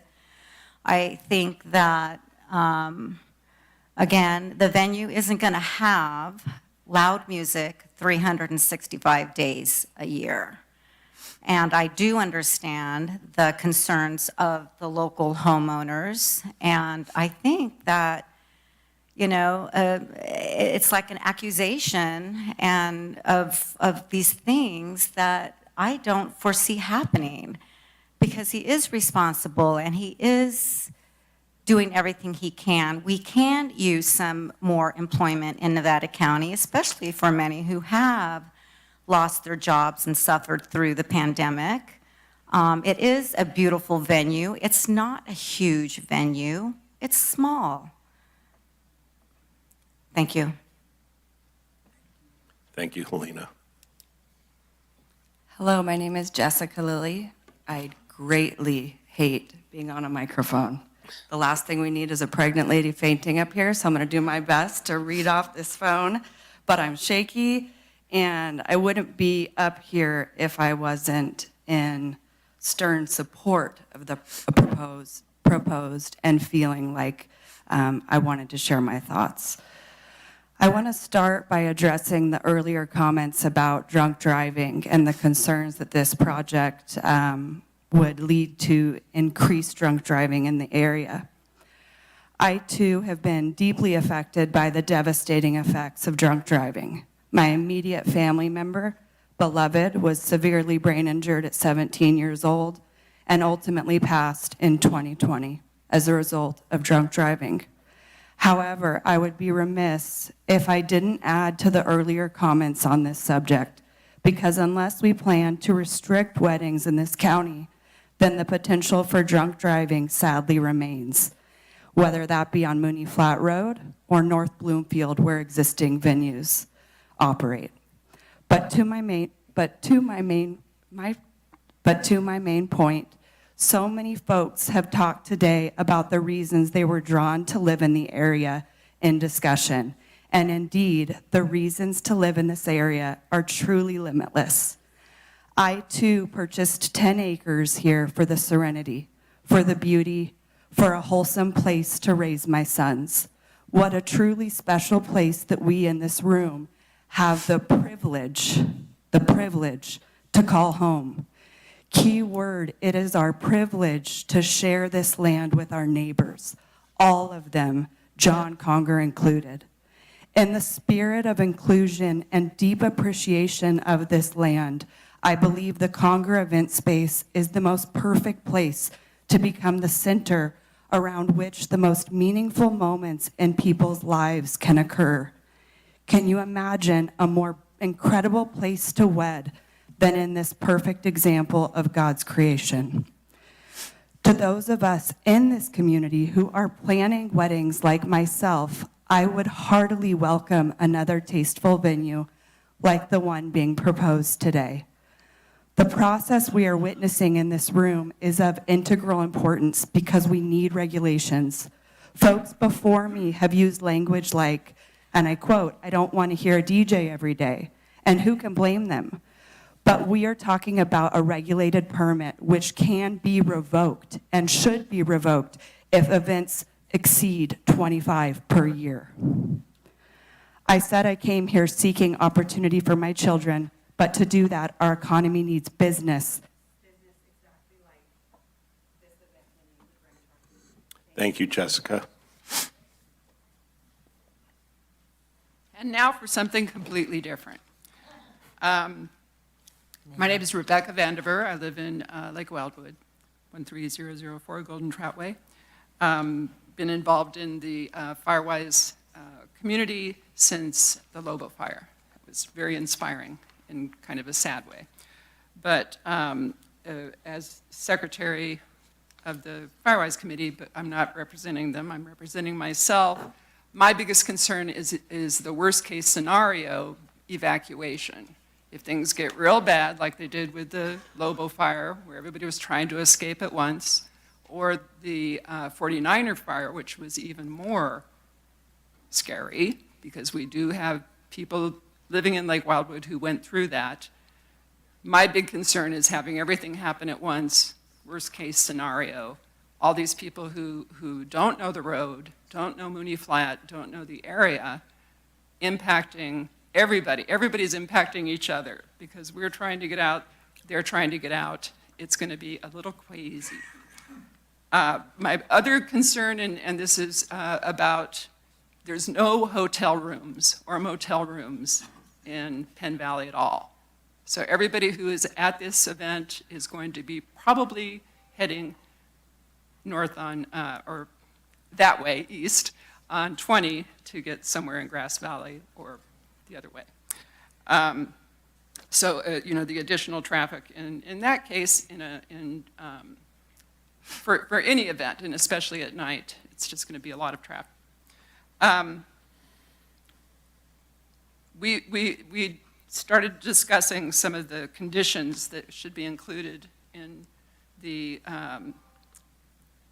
recommendations. So require that a fire protection plan that includes existing plans of the adjacent and very large community be addressed. In other words, Lake Wildwood, Wildwood West, Country Heights, Wildwood Ridge, and North San Juan. I mean, if something's happening up there, a lot of them might be headed down this way.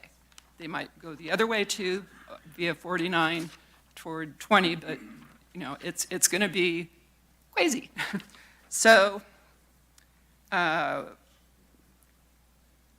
evacuation plan that includes all of the surrounding area should be included in the, if it wasn't, and I don't think I remember seeing anything about evacuation at all in any of these documents, and I went through it all.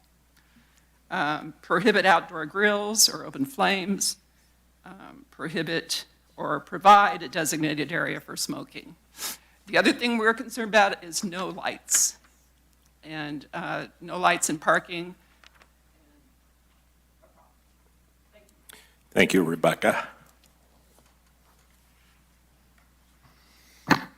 Hello, board commissioners. I am Douglas Potter at 12888 Country Heights Drive. Thank you for your diligence and time. A lot has been highlighted, but I'll go on with some notes here.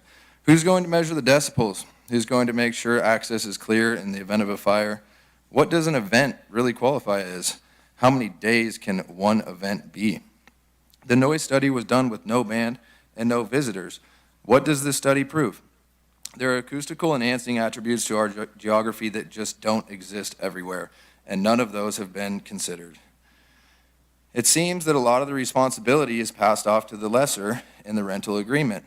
If the project proposed is so confident in the ability to keep the neighborhood safe and clean, why pass off all the liability? Or maybe not call it liability, but maybe responsibility of properly maintaining the operations such as speaker direction and porta potty rentals. How is the lessor going to know of these rules? Who maintains the roads? That road is actually not maintained by Nevada County. It is under a road maintenance agreement with 13002 Country Heights and 12888 Country Heights, which means that this project nor Nevada County hold responsibility. Country Heights was inaccessible for the previous 10 years. That's my primary access. I created that for a land division project. It also is an additional evacuation route for 50 homes behind us in Wildwood Heights. When I asked the proposed project owner if he wanted to pitch in on the road to the new fire standard, he stated, "My projects don't need that." The property has approximately 6 concrete camping pads with power and water plumbed to them with safari-type tents on them. As I look around my land, now I see what looks like a concrete Kmart campsite going up. Sadly, that follows the threat of being a misleading proposal. Please ask yourself, what benefit does this actually offer to our community that doesn't already exist? Would I want this project approved in my backyard or even in my neighborhood? Are the fire risk, noise, and traffic really less than a significant impact? It's clear 107 and many more tax-paying citizens disagree. Thank you for your time. Thank you, Douglas. Hi, I'm Steve Hillis. I live at 320 Spring Street, right across the street from Miners Foundry. I've been friends with John for a bit here, and I know he's been a good business person for our town and our county. Just thinking of all the arguments back and forth, I was thinking, let's think about the best case scenarios instead of the worst. The joy of a destination wedding to start your life together is monumental, and if you've ever seen this facility, it's just gorgeous. The amount of people on this project compared to the 2,700 homes that are in Lake Wildwood, this is a drop in the bucket compared to the 2,700 homes that are in Lake Wildwood that was noted before. I'm a local business owner, and I live right across the street from the Miners Foundry. It brings a lot of business into our town and our county, which is a good thing. I think the benefits of this project outweigh the negatives for the business part of it. And I had a friend growing up down in Los Angeles. He lived above the Hollywood Bowl.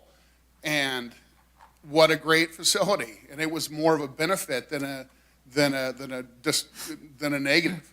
So just as an example, John Conger does things right. I've lived next to him over on Commercial Street, and he has only added positivity for the downtown area. He has the right to use his land if he has followed the rules, and he has. The county has asked him to do this, this, and this. He's done it.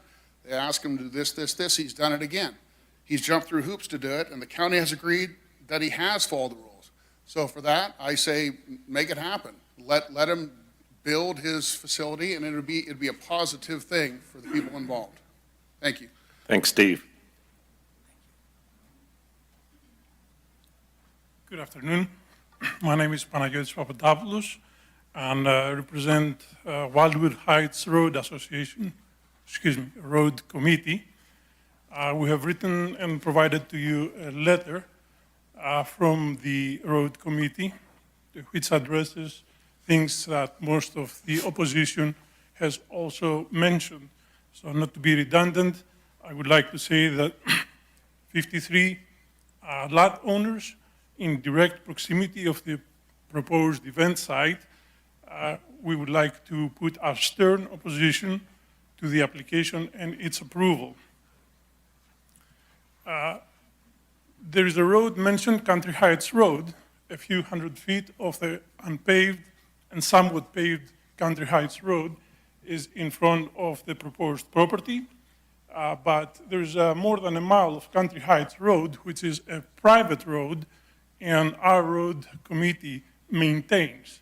And we will appreciate that not to be used and also be taken in consideration of its use by the proposed venue.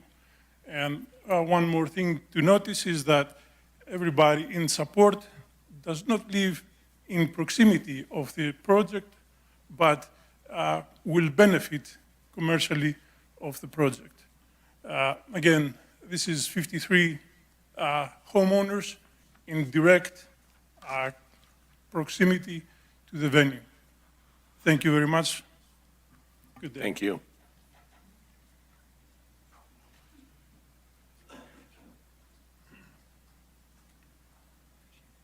Hi there, I'm Gary Richard, 13591 Wildwood Heights Drive. I'm one of the 53 lot owners. I'm not going to repeat everybody else's good comments, but I want to make some very short ones. It sounds like a poem. Aside from the technicalities, aside from all the supposed mitigation efforts for the noise, traffic, fire danger, and safety, let's not lose sight of one obvious fact. In your own calculation, 94% of all respondents to you were opposed to this proposal. They're county residents, they're your neighbors, They're also citizens who vote and appoint you. So what are we thinking? Thank you. Thank you.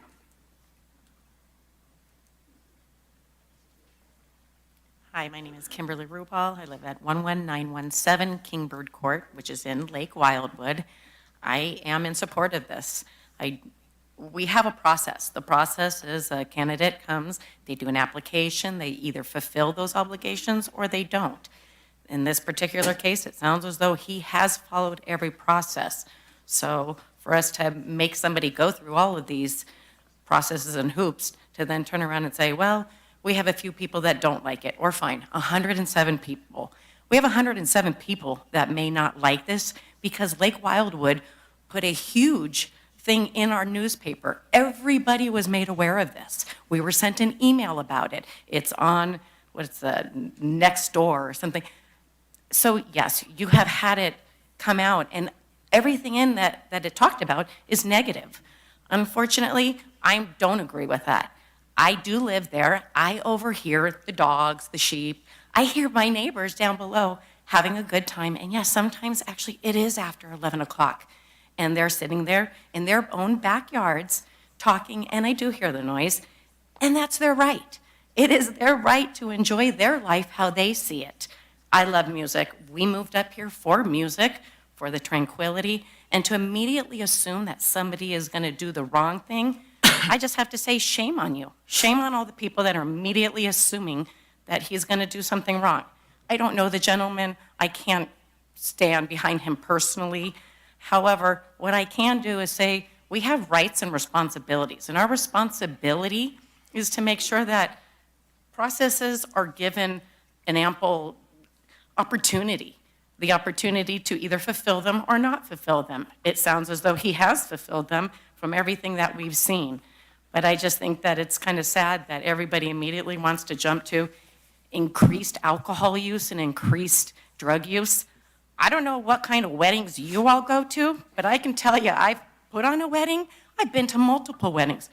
Yes, there's going to be alcohol use, the same as there's going to be alcohol use at Lake Wildwood when we have our 4th of July parties, to which we all invite our families to and our friends to.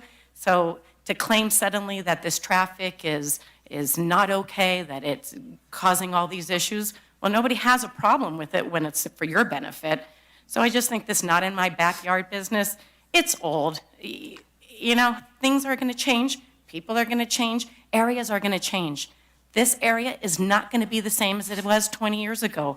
And I put forward to you to ask, what area do you know that has not changed at all? So I'm looking forward to some positive changes and some opportunities. Thank you. Thank you, Kimberly.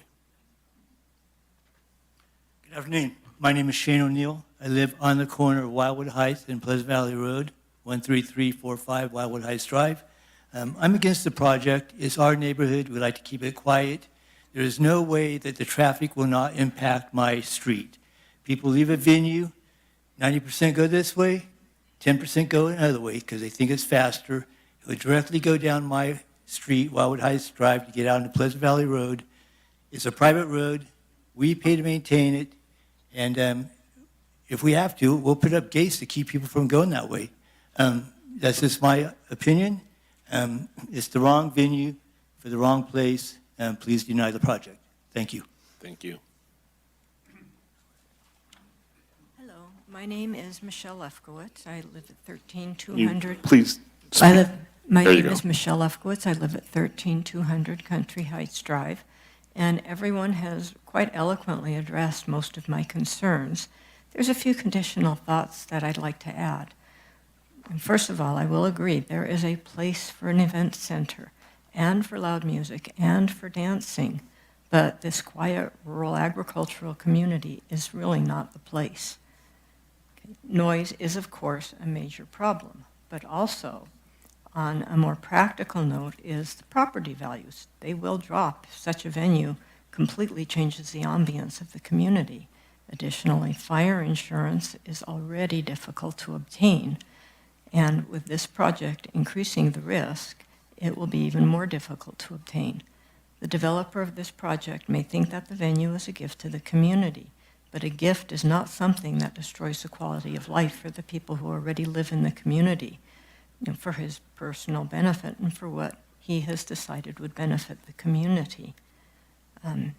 So the community, even though it seems like only 107 of us have responded, there's many more who do agree with me that in the surrounding community, there's kind of a resounding, please do not allow this project to proceed. Thank you. Thank you.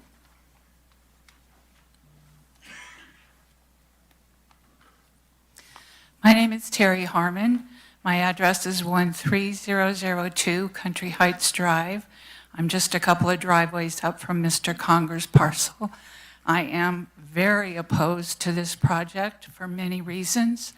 I appreciate all the comments and agree with the concerns about noise and traffic and evacuation.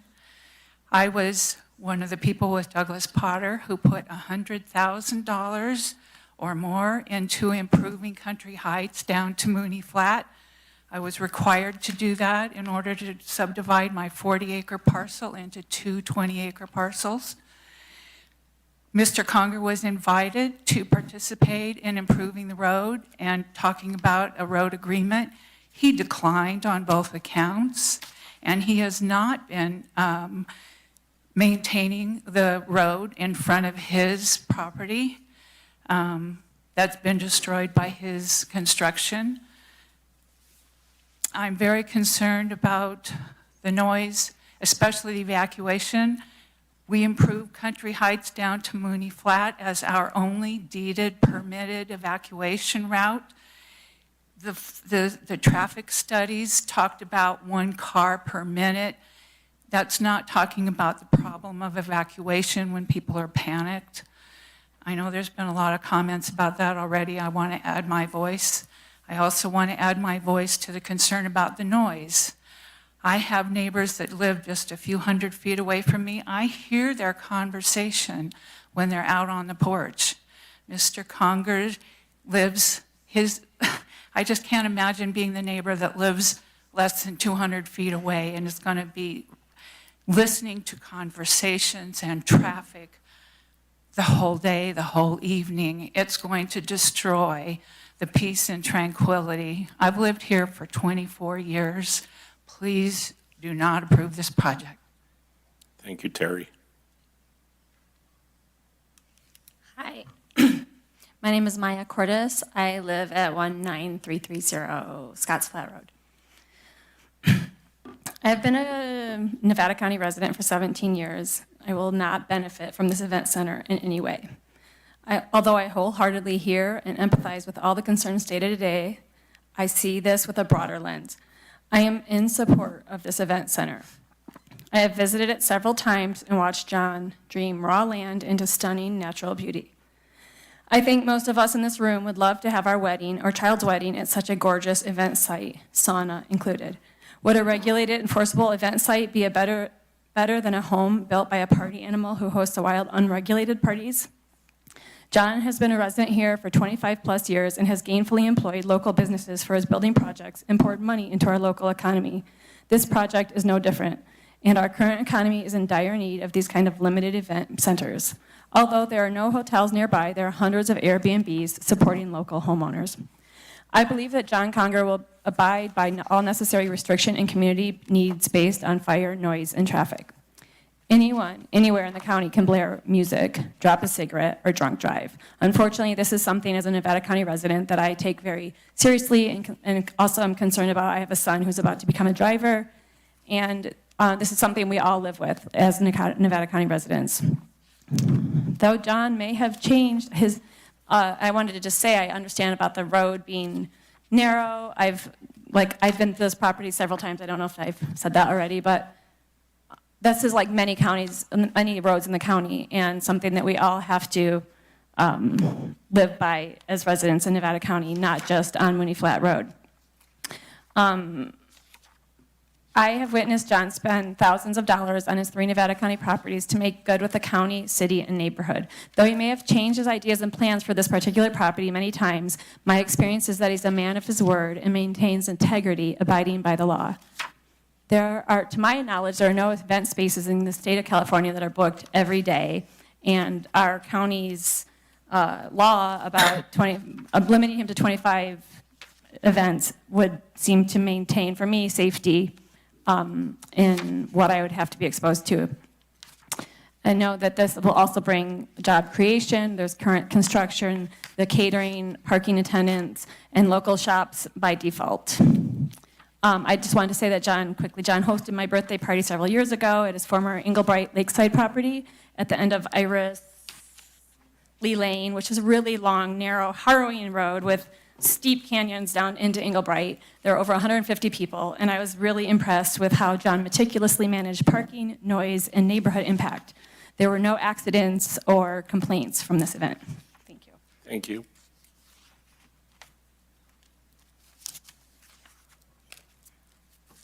My name is John Nelson. I live at 13306 Country Heights Drive.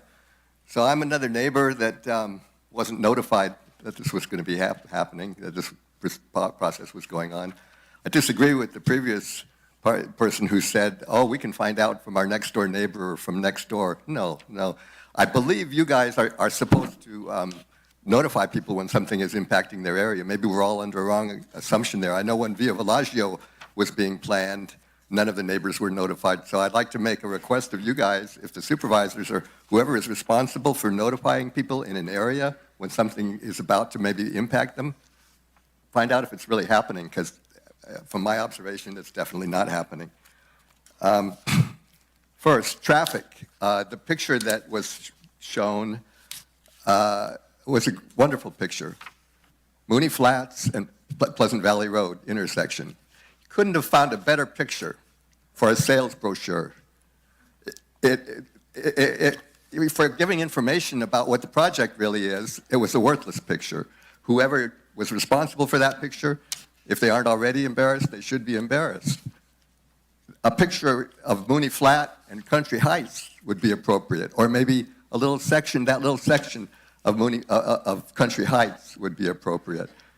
Number two, noise level. Whoever was responsible for that study appears to have gone to the same school of brochure writing as the traffic people. I would suggest that since you represent people in the area, among others, that it would have been a good idea to have, when they do the test, see what the noise level is at all the most impacted neighbors. Obviously, that wasn't done. We don't know the source level of the sound. How loud was it? Maybe it's in the study. I didn't read the study, but if it's not in the study, that should be pretty embarrassing. I think it should be specified what that sound level is. If that's broken, that's a violation. And then you'll have something concrete that people can look at. The employees on site is another vague item. There's a lot of vague items in this that after the thing is approved and it's in place and it's hard to do anything about it, where are you? So before it's approved, maybe it should be specified what employees are going to be there, when they're going to be there, what their responsibilities are, maybe even how much training they've had. Are they going to really be able to, effectively enforce parking, et cetera? Another vague item is the number of participants that are going to be coming to these events. It sounds like it's pretty vague. If they come out much higher, what's done about that? How do we even know? Another thing that it would be good to kind of tighten up a little bit.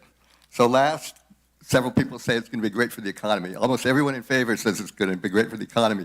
Really? What? What are you talking about? Picture how this is going to help the economy. It's going to help the owner of it. Thanks, John.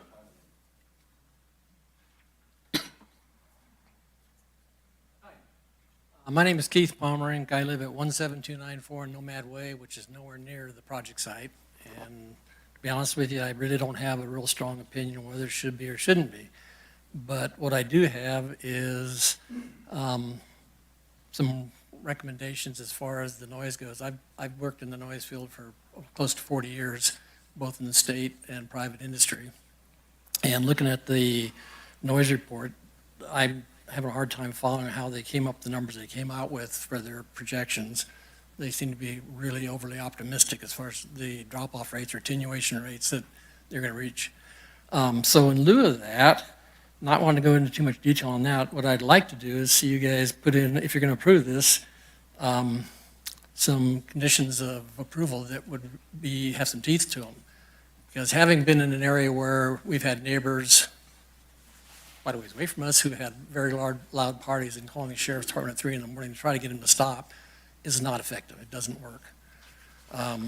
But having one where you could take away the permits based on levels that are measured and actual proof that it is not exceeding or following the standards that are set by the county would be more effective.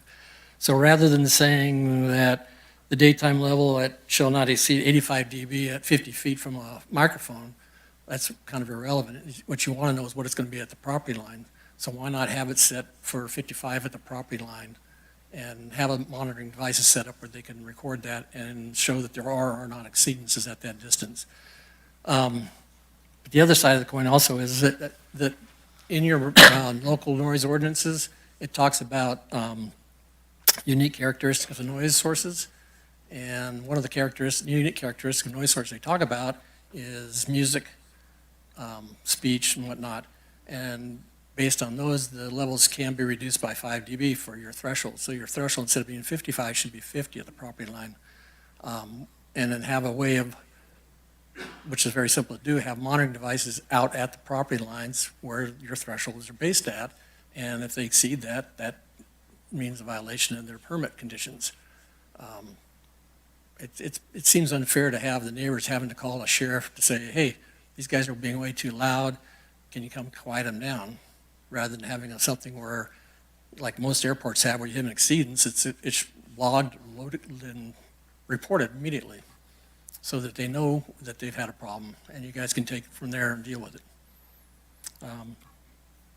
Also, yeah, I think that's pretty much it. But thank you. Thanks, Keith.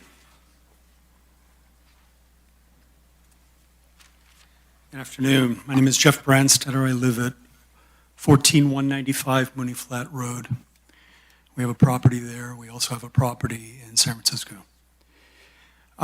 Rather than reiterate a lot of the points that have already been made, I'd like to raise some concerns I have in the wake of comments that have been made and this report. The report by Millennium talks about overflow parking off of Country Heights Drive, but there doesn't seem to be any mention of any parking along Mooney Flat Road. I am quite certain that that will be the result of any large events. The road, as many people here have already stated, is quite narrow. It's not well lit and is rather heavily trafficked by habitat. And that is combined with the alcohol consumption that I'm certain is going to happen, and the after-hours drive home or walking home, if people are parked along there, is a recipe for disaster. The Saxelby Acoustics report is interesting, but it's also based on modeling, not on actual acoustics tests. And I would encourage this body to actually conduct actual sound acoustics tests in the area at times when the public might also attend and determine what the real decibel levels are. There was a comment made about the heavy, I think Millennium mentioned in its report, heavy oak vegetation. The trick is, yes, there are some trees around the perimeter, but the stage itself is above those trees, so they will not act as a buffer. There was also the point made that someone in charge is only going to be on site for big events, which was defined as 100+ people. Begs the question, what about all the events of less than 100 people? CEQA requires all potential impacts be mitigated to LTS, less than significant. I would move that for all of the reasons stated by those in opposition to this application, that this falls woefully short of CEQA. The permit, if issued, would follow only the property, not the owner. So regardless of the intent of Mr. Conger, nothing will prevent him from actually selling this to another operation, one that might allow larger venues.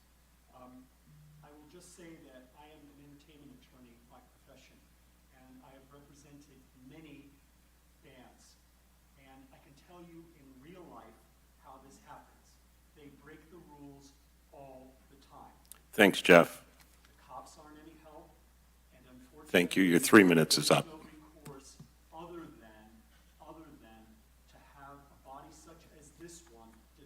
Sir, please. Thank you. I would just make a formal request at this point for a recording of these proceedings and/or a transcript of them, copy of the slide decks that were provided by both Zachary and Mr. Wood. They'll all be available online. Thank you. Your 3 minutes is up. Thank you. Hi, my name's Barbara Gregoratos. I have a property at 14195 Mooney Flat Road. We are less than 1/10 of a mile from the Conger event site. We also did not receive notice until I called and asked for it for some reason. A lot of things have been said here that I agree with, and I don't want to repeat them, but I will say that I was surprised to see the noise study. I'm not a noise expert, but the way I understand it, it just measured existing ambient sound and then modeled what amplified music would where it would travel to, and it neatly stops right in that circle on the slide. And I just don't think that's realistic. We live just below the Conger property in a valley, and you can hear noise echoing through a valley, and any music that comes over the hill we're going to hear. There was also no indication in the mitigated negative declaration about the impact on wildlife of the noise. There's a lot of, or traffic on wildlife. There's a lot of wildlife in the area. They're easily spooked. We also see, unfortunately, dead wildlife, turkeys, foxes, deer, along Mooney Flat Road, even though it's lightly trafficked, it's curvy, it's dark. And I think that should be addressed as well before a permit is issued. I also think that this doesn't comply with the zoning. The Nevada County zoning for general agriculture requires low-intensity use and open space, and consistent with all agricultural-oriented general planned use designations. I don't think this will be a low-intensity use, and I think it will, in fact, disturb the open space that exists in the area. The general plan for Nevada County also limits uses to types and densities of development which are consistent with open rural lifestyle, pastoral character, and natural setting, and surrounding land use patterns which exist in these areas. I think that this is not a low-intensity use. It would change the open rural lifestyle and pastoral character of the area for sure. A lot of people stood up in support of Mr. Conger. I'm sure he's a lovely person. I'm sure he follows all the rules, whatever conditions you make for him, even assuming he follows all of them. That doesn't mitigate the significant impacts that everybody around is going to feel. In order to, my understanding is to have this type of an event center in this zoned area would requires a conditional use authorization or a conditional use permit. That's not a permit that you get of right. It's conditional and it's discretionary within the discretion of the Planning Commission. So I think I would encourage you not to issue this permit. There are other things he can do with that property that wouldn't be so impactful on everyone around him. And I personally think granting this permit would be an abuse of that discretion. Thank you very much. Thanks, Barbara. Well, I'm David Lambeth. I live with my wife at 14271 Mooney Flat Road. And I also am opposed to the project, along with my wife. I think all of the points that were made by those that have the same opinion have been well stated. I feel that the noise study was inadequate in that it only made assumptions of what would happen with some sort of a program. It was not an accurate, actual study with actual noise levels. I think that should be done to show what the real impact is. our area is like an amphitheater, and things amplify, things will echo across the canyons, and that will affect many more people much further away than the close proximity where we are. I'm also very concerned about the road, the traffic, the fire risk, the fact that as any event that will have any kind of alcohol or other things, that people will be impacted and they will not be very careful when they're driving on these roads. Mooney Flat is extremely narrow, as many people pointed out, and there are blind curves and drop-offs, and that is a real risk, especially at night, when this event or these events would end. So among all of these other reasons, I oppose this project. Thank you. Thank you, David. My name is Paula Evans, address 13233 Country Heights Drive. I am adamantly opposed to this, and I understand and I appreciate this opportunity just to voice my opposition, and I appreciate the time that you're taking to listen to all of these. We that live in the 53 homes of Wildwood Heights community are passionate about preserving the pristine area that we live in. Protecting it, our fire insurance has tripled, and now we're in the California Unfair Plan. We do all that we can on our property to mitigate the fire threat, and it just takes a tiny spark, unplanned carelessness, to destroy everything we've worked hard for and lived for in our retirement years.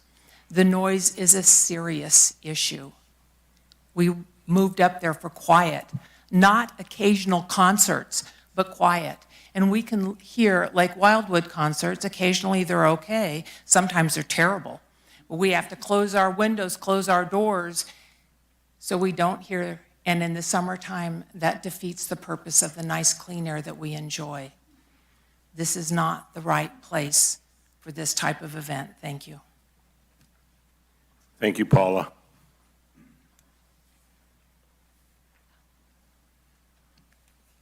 Hi, my name is John Haynes, and I live at 19660 Explorer Drive in Lake Wildwood. And I just have two quick questions.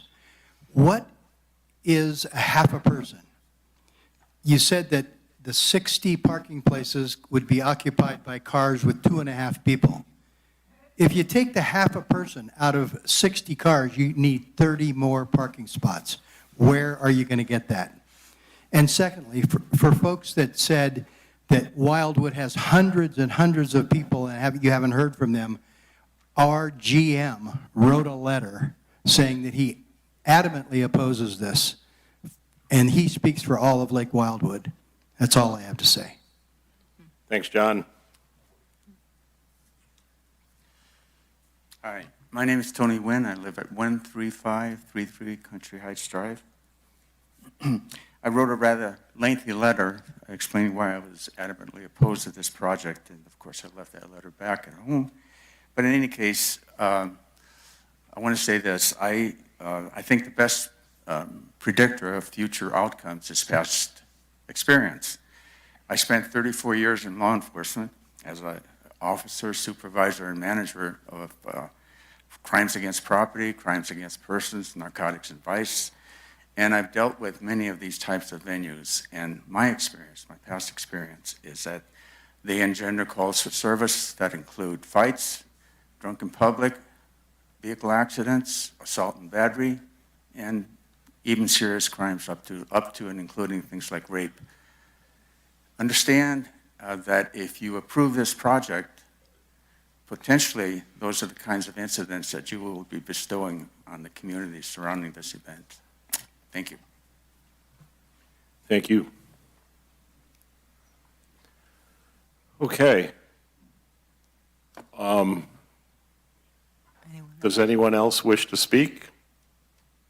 during the public hearing portion? Okay, seeing none, hearing none, I will close the public hearing. And I may add, I don't know if everyone's aware, but today is opening day. My team plays in Seattle at 7 o'clock, so we're going to keep that in mind. That being said, Zachary, do you have anything to add before we go to the commissioners? Tyler? Mr. Chair, members of the commission, I just want to address a few of the comments that were made, one of which is the public noticing. The planning department did follow its statutory requirements for noticing of this property or this project, consistent with the county's regulations and the California Government Code. That included a notice in the newspaper for both the CEQA document as well as this hearing today, as well as noticing within 500 feet of the surrounding property. So that was conducted. There was also some discussion regarding fire, traffic. Excuse me, Tyler. Chair, can I interject? Thank you, Tyler. I think that was very helpful for the audience to hear what the county requirements are and who gets noticed. But I think we could also add on that communities of interest, such as the road associations or neighborhood watch or fire districts, they can elect to notify the county when a project is happening in your area. You want to be included. Although you may not live right next to the project area, you can be included by requesting the county put you on that list. Correct, and we also did notice the notification of special interest groups, which did request notification. And I was going to look and see if there's any of those groups on here. Wildwood gets notified, and the MAC or the chamber. Correct. The Lake Wildwood HOA was notified, Friends of Nevada City, a whole number of other special interest groups which have requested notification, but I don't believe we have a Country Heights Drive or Wildwood Heights as part of our. But this is just continuing education for the Correct. community that you can get notified. You don't have to sit in silence or wait for the news, which may never come. Mr. Chair, members of the commission, I'd also like to call up the acoustical engineer who prepared the noise study, which will provide some more specifics regarding their findings.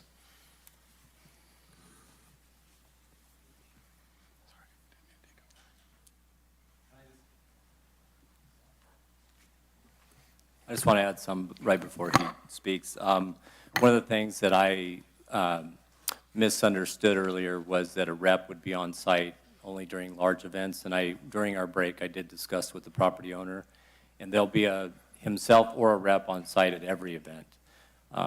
So I just wanted to pass that along before the acoustical talks. I know that was one of the concerns that people have raised, so. Oh, the other thing we discussed during the break was lighting. Actually, ironically, we were trying to be good neighbors, and so we didn't want to put too many lights on the site. Obviously, we're held to standards, lighting standards of shielded downward, night sky, no light spill over property lines. But we're happy to put additional lighting because it seems like the concern today was actually not enough lighting for the event versus too much lighting. And so we're happy to add additional lighting. We can work with staff on there. We're happy if that's a condition of approval, but we'll work with staff to make sure it meets the lighting ordinance, but we can definitely put additional lighting. So, thanks. Thank you. Good afternoon, Mr. Chairman, members of the commission. My name is Luke Saxelby with Saxelby Acoustics. I think I've been asked to kind of give an overview of the process that we follow in doing these noise studies. I've been in the business, so you know, for about 22 years, done many projects within Nevada County and surrounding counties, and certainly these types of facilities. One thing I've heard a lot about is that the neighbors maybe, and that you guys have all seen our figure. I think we got some good airtime on this figure here. Yeah, there you go. Excuse me. I'm hearing a request about the methods we use. The neighbors want to have a test done. I definitely understand that, and I understand that People who don't do this for a living may look at this map and have questions. It's very normal. We do this every day, and so it's second nature to us. But the problem with doing a test is it's highly variable on a lot of conditions.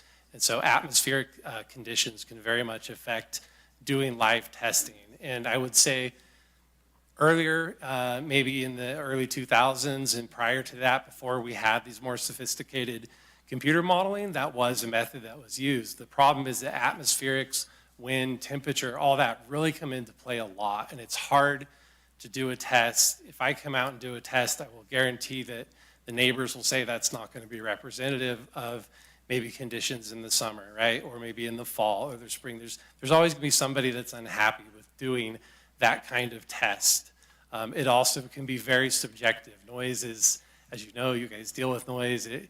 Everyone's hearing is a little bit different, right? So if we notify the neighbors, some people might say it's fine, doesn't bother me. Other people might not like it. So this is a science. We are engineers. It's what we do. We make predictions. We don't even, we do many, many hundreds of projects where we don't have options of testing, right? Many projects, we can't build the building and then test it, right? So we have these models that we employ. And this model that you're looking at is a noise contour map out of a model that's called SoundPlan. It's based on an international standard that's widely used. Pretty much any noise model out there is using the international standard for outdoor sound propagation. So this isn't a model that I made up, right? This isn't proprietary.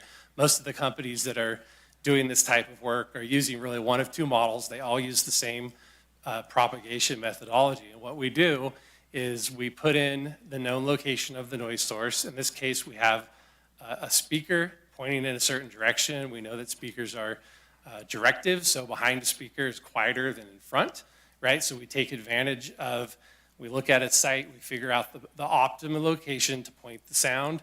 The model has all the topography built in it, right? So this is not a flat model. If you were to look at the model, it's got all the topography from publicly available sources. It takes into account reflected sound off of buildings, the type of terrain, right? All of those are input into the model. So this isn't, again, me with a spreadsheet doing some rough calculations. This is an international standard for sound propagation. I think that part of the thing that's throwing everyone off here is that there is a very large canyon at the edge of that eastern side of the site. And so it's giving the appearance that there's something blocking the sound, right? So the shaded region that you're looking at on your map is at a typical ear height of 5 feet off the ground. I'm 6'4", so my ear's a little higher, but the average ear height in the industry is considered 5 feet. And so what you're seeing here with that noise contour map, as you go further from the site, the ground level drops dramatically. So it gives the impression that the noise contours are abnormally shrinking. But the reality is that if you're standing lower in the canyon, you're looking up at the sound's going over your head.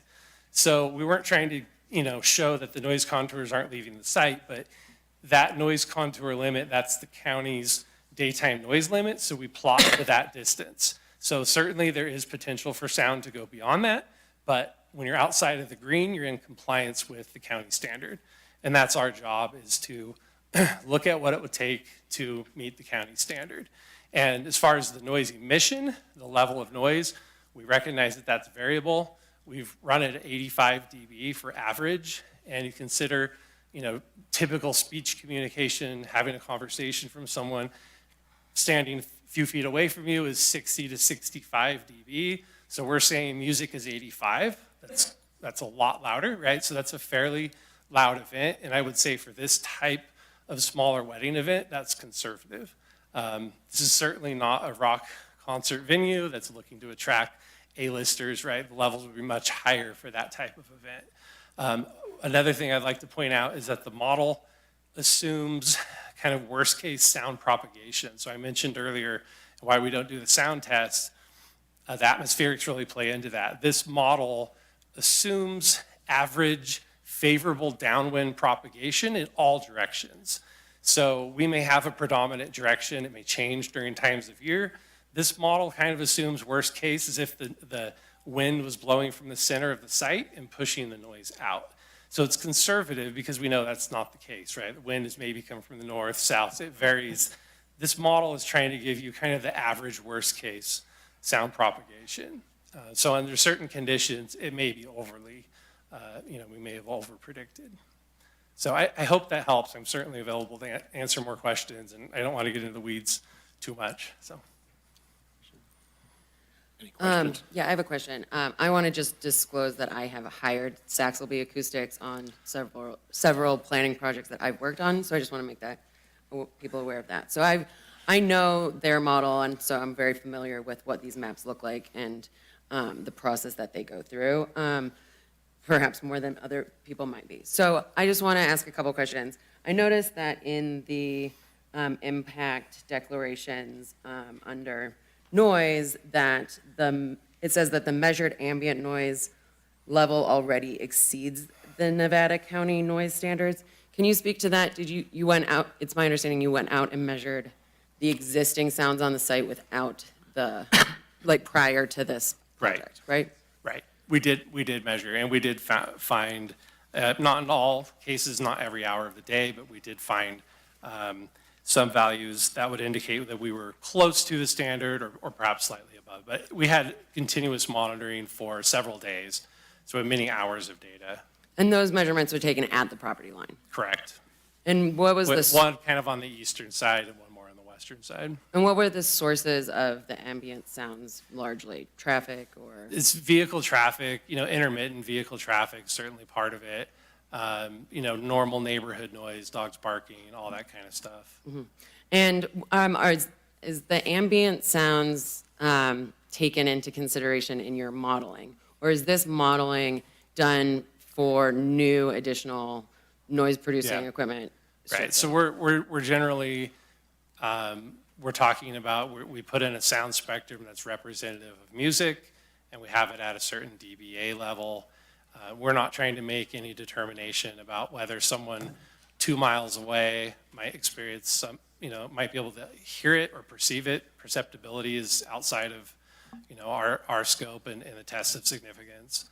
So we're looking at the dBA level, not trying to get into audibility or that kind of thing.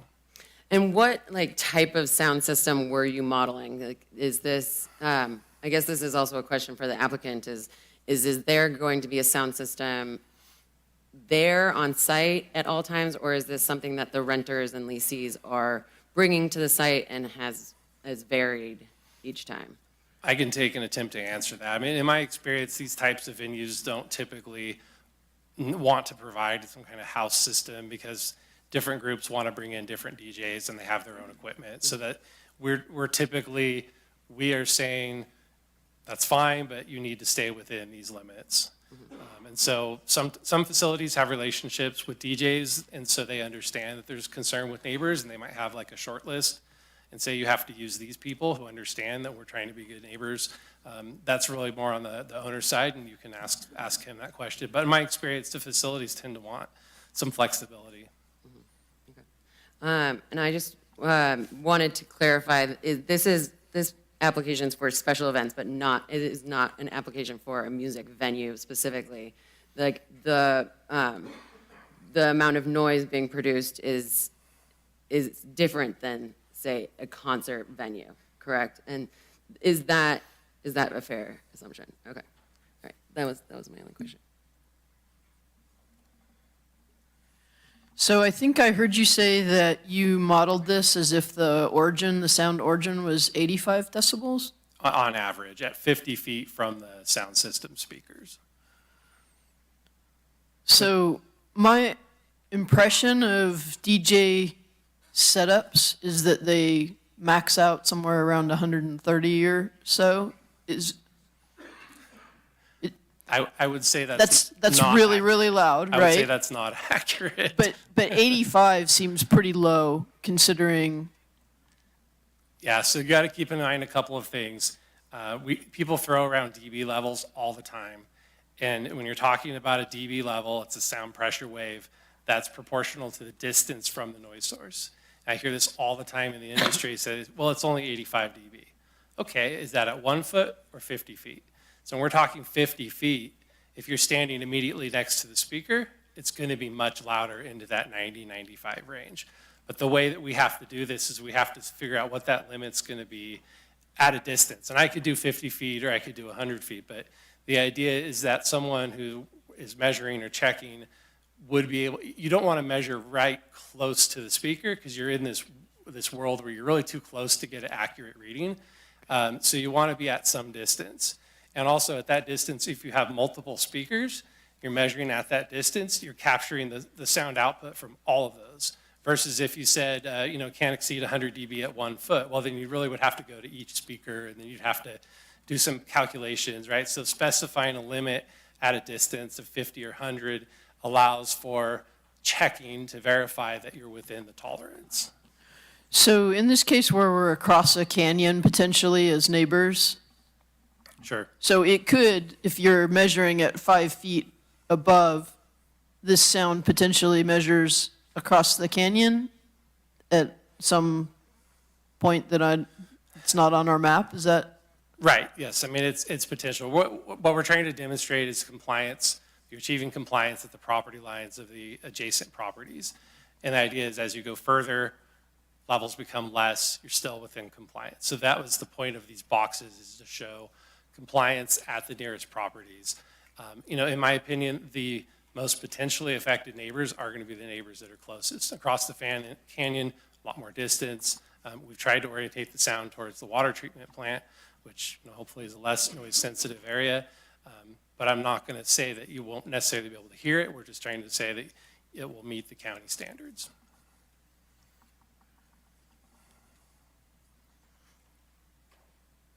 I think I'm out of questions, but. Commissioner Duncan? Yeah, I don't dispute what the work you've done. It's just how it translates, and you're trying to meet county requirements. And that's more of a management issue, I suppose, for the planning department to handle. Our wording in some of these, in this report is, proposed project is predicted to comply with exterior noise standards. And I don't think neighbors want to hear predicted. They want to hear it will comply.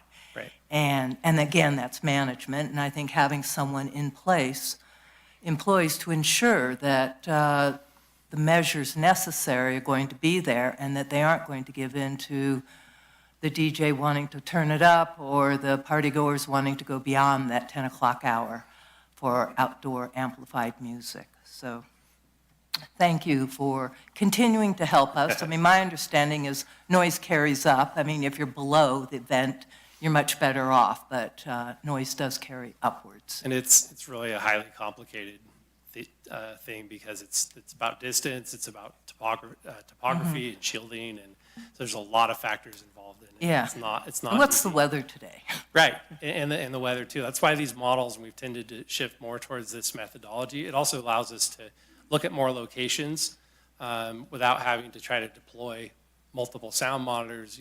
The model allows us to put a point and say, what's the sound level here, right? So we can look at a larger area versus doing a test at maybe 2 or 3 points, right? Right. So, And that's the issue for this body, is that we're sensitive to it. I mean, it's not just a matter of the report came back. It's what is really going to happen. yep, understood. Thank you. Any more questions or? I do have another one. Okay. Say this is permitted and you have a variety of DJs bringing in their setup. Is there a system that monitors in real time or that controls in real time? Like, is there something that's in place that exists that addresses the concerns that people are talking about of enforcement? Sure, I've dealt with this on various projects. I have some clients who monitor themselves using a handheld sound meter, then to check themselves. I have one client that has a monitor like you're describing that runs in real time and can provide notifications. That type of instrumentation tends to be pricey to deploy and maintain and needs power and communication. So it's generally only a last resort and typically on larger projects just because of the cost of implementing that type of system. But yes, it's technically, there is technology that can do along what you've described. Right. I suppose the county does have a handheld device that when you're going out to verify complaints. Correct.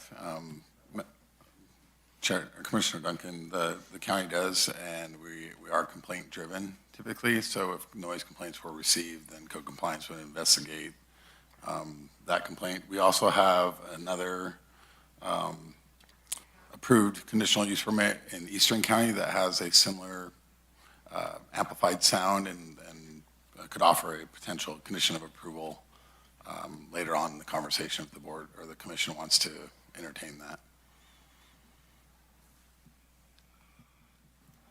Thank you. Thank you. Appreciate it.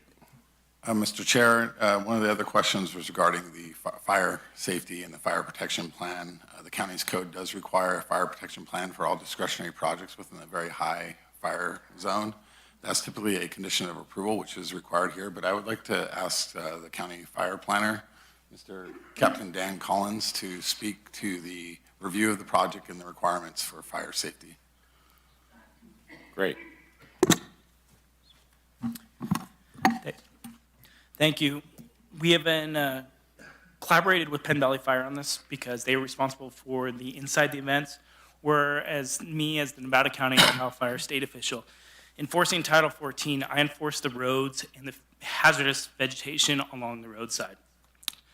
This applicant has demonstrated and upon completion of the approval of the permit has decided to do some vegetation management along Mooney Flat Road, both sides of Mooney Flat Road, and Country Heights Drive to eliminate and help satisfy the fire hazardous vegetation material removal on those two roads. The fire prevention plan is something I've been doing 200 a month, and it's just in the high severity zone. We issue evacuation routes and different ways of a plan for them to utilize with events and high severity fire zones. And that's all I have. Any questions? I have a question. Yes. So in other projects that I've worked on, when there is a commercial structure on a project, typically a fire department connection is required. Is that being required on this project? Not that I'm aware of. There is a fire connection established on those water tanks from the prior permit that was accepted for the cannabis, and that is still a valid permit and valid hookup still there. And so for that, when that was required for the cannabis permit, that would have followed the development standards of a 4-inch connection and float valves that maintained the levels, like Correct. build levels. Is this something that we could potentially explore as adding as a condition of approval, that system, which already exists on this site, be maintained for fire department connection? Absolutely. Okay.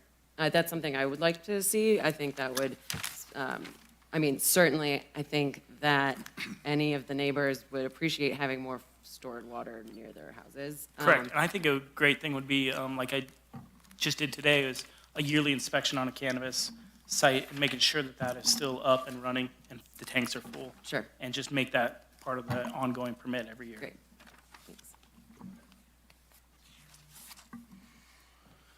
Thanks. Commissioner, the next thing we were asked about, or one of the questions, was what kind of septic system would be designed. At this time, there isn't a septic system designed. There's a condition of approval that requires them to get an on-site soils evaluation and provide a design to the Department of Environmental Health because, as proposed, they weren't going to construct the restroom right away. And so that was the condition based on the review from Environmental Health.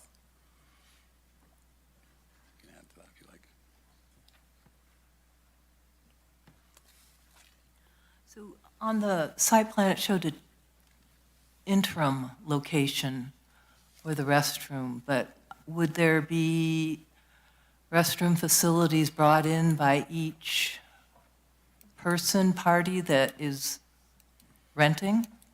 Or would there be one there permanently? I guess I'm a little confused about that. Thank you, Commissioner Duncan. There was a contract that was formed, or that was required to be formed between the project applicant and a certified septic service provider for annual maintenance and monitoring of temporary bathrooms and hand washing facilities that will be on site until the time that the future restroom facility is constructed.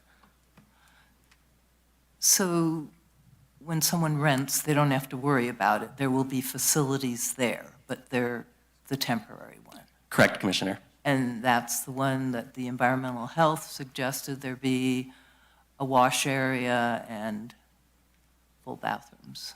Yes, Commissioner, that's correct. No piped music in there. All right.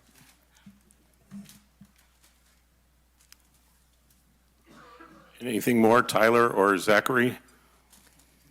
Thank you, Chair. One other comment I'd like to address is that one of the public comments was about the potential electric service and if there's going to be any type of issue with the utilities. And so with this proposed project, since there's no additional infrastructure that's being proposed at this time, the only additional infrastructure would be the future restroom facility. There's going to be no additional strain on any type of electrical utility. And also, the applicant also does have ground mount solar as well as an already existing PG&E connection. And so those both would be utilized for energy for the proposed project. Thank you. And one of the speakers spoke to the possibility of you bringing in generators to create that. Would that be prohibited from use? That's correct, Commissioner. That would not be an applicable component of the project. Because there's no need. That's correct, Chair. Okay. Okay. I guess at this time, we'll open up questions, comments from the commissioners to both staff and the applicant. So if the commissioners have any questions for staff, and more so for the applicant, now's the time. So we'll start with you, Commissioner Gartz. Thank you. I have a question. I wanted to clarify for my own education what this process would look like for a lesser event permit for the, say, 8 events a year. Just what does that process look like? Commissioner Garst, the county's outdoor festivals or outdoor events ordinance allows for 8 permits per year as a non-discretionary action. And so therefore, it's submitted to the planning department, which is routed out to environmental health, fire, other applicable agencies. And if they can demonstrate compliance with the standards within the ordinance, then it's approved. So it's just at a staff level approval? Correct. So technically, Mr. Conger could propose an outdoor festival or 8 per year without going through this process. Okay. So okay, great. And then my other question was, what is the process for, say, revoking a approved conditional use permit should the applicant be found to be in violation of his conditional approvals? Brian's probably better suited to answer this question, but it does come back before your commission for revocation. And yeah, essentially, we would document violations. There are certain findings that need to be made that conditions of approval or other things are out of compliance. Generally, with one violation, we won't bring an applicant directly for revocation. We allow some level of correction. However, if there are repeated violations, it does require a notice public hearing before the commission or the hearing body that granted the approval, in this case, your planning commission, and the evidence would be provided, and certain findings would have to be made by your condition that approval conditions have been violated, and that would be the process for the commission to decide if it can be revoked. Okay. And then if, say, prior to that extent of violations being, it requiring it coming back to this body, should a violation be founded, the applicant is then levied fines presumably for violations, or what does that process look like? The applicant's allowed to correct the violation, of course, is the first remedy, and then they're given a period of time to meet those requirements, and if not, there's a fine system in place with code compliance. Okay, great, thanks. Commissioner Duncan. Okay. Was there any discussion with the applicant about housing, having a site, a place on the site that they would hold the venue? To me, it seems like it's a commercial use, and the types of activities don't seem compatible with the existing zoning. Commissioner Duncan, Planning Commission, the social event facility is an allowed use with a conditional use permit. So it's a discretionary action up to your Planning Commission to determine, based on the information presented to you, whether or not it fits in this neighborhood based on the information and the technical data that we reviewed. We would demonstrate that we can comply with the county's site development resource standards, and therefore that's why staff has made this recommendation. Yeah, I understand why you made the recommendation, but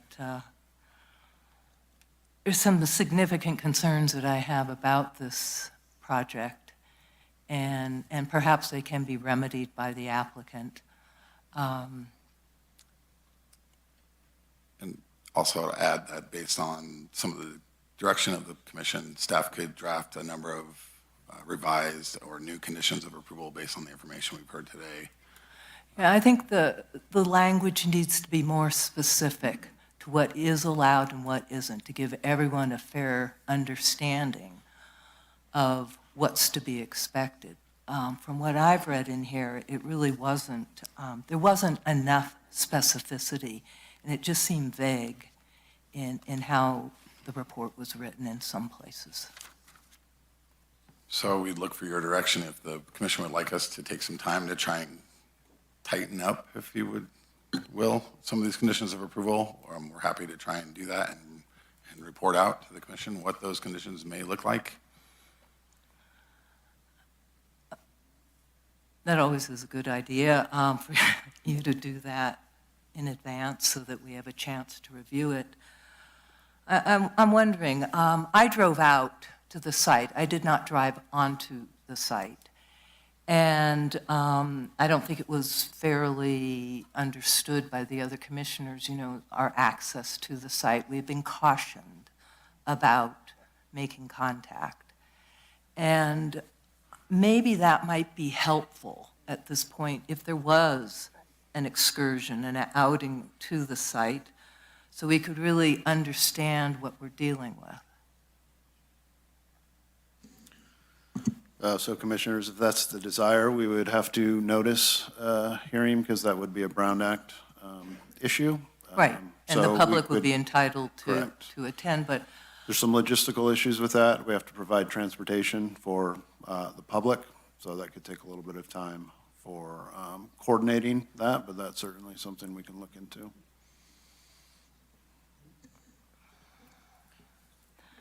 so. It could also be done in smaller groups, right?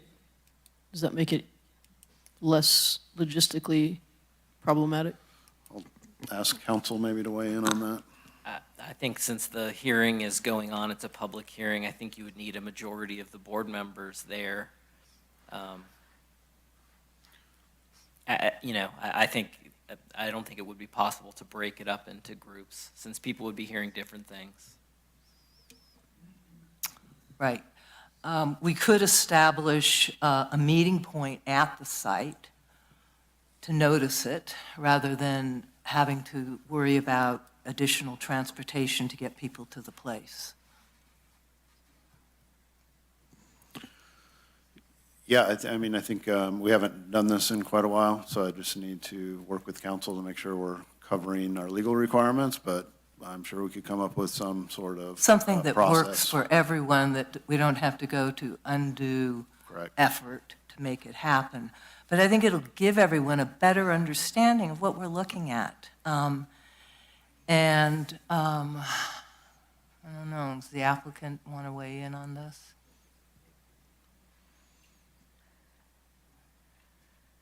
Okay, well, I'm Lily Sparks. I'm the civil engineer with Millennium in representation of John. Can you speak up, please? Okay, sorry. Thank you. Can you hear me now? Lily Sparks, Millennium civil engineer, representing John. I mean, would it be possible to give a little time for discussion? Because I think we're on the fence here about either a continuation or just requesting a vote today. I think we'd like to talk about that before. Okay. Is Rob gone? He had another Rob had to commitment. catch an airplane. I'm not very good at this kind of stuff, but I would be more than happy to field some questions from the commission. This has been my baby for about 3 years. I've been working very hard on it, and I honestly never thought there'd be any kind of opposition like I've seen today. I probably would not have embarked on this project, but I'm telling you, it's going to be a gem of a project for Western Nevada County. I'm convinced. I am a businessman of over 30 years. I've had 10 different businesses in 10 different cities across the country, and I run a tight ship. If I need to buy a decibel meter, hello? Oh, okay, sorry.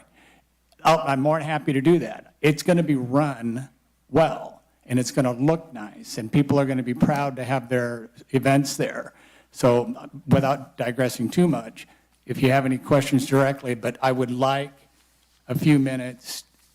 If you guys still are interested in a continuation after this Q&A, I would like to talk to Lily a little bit, because I expected an up and down vote, and I got to tell you, my stress threshold is way over the top.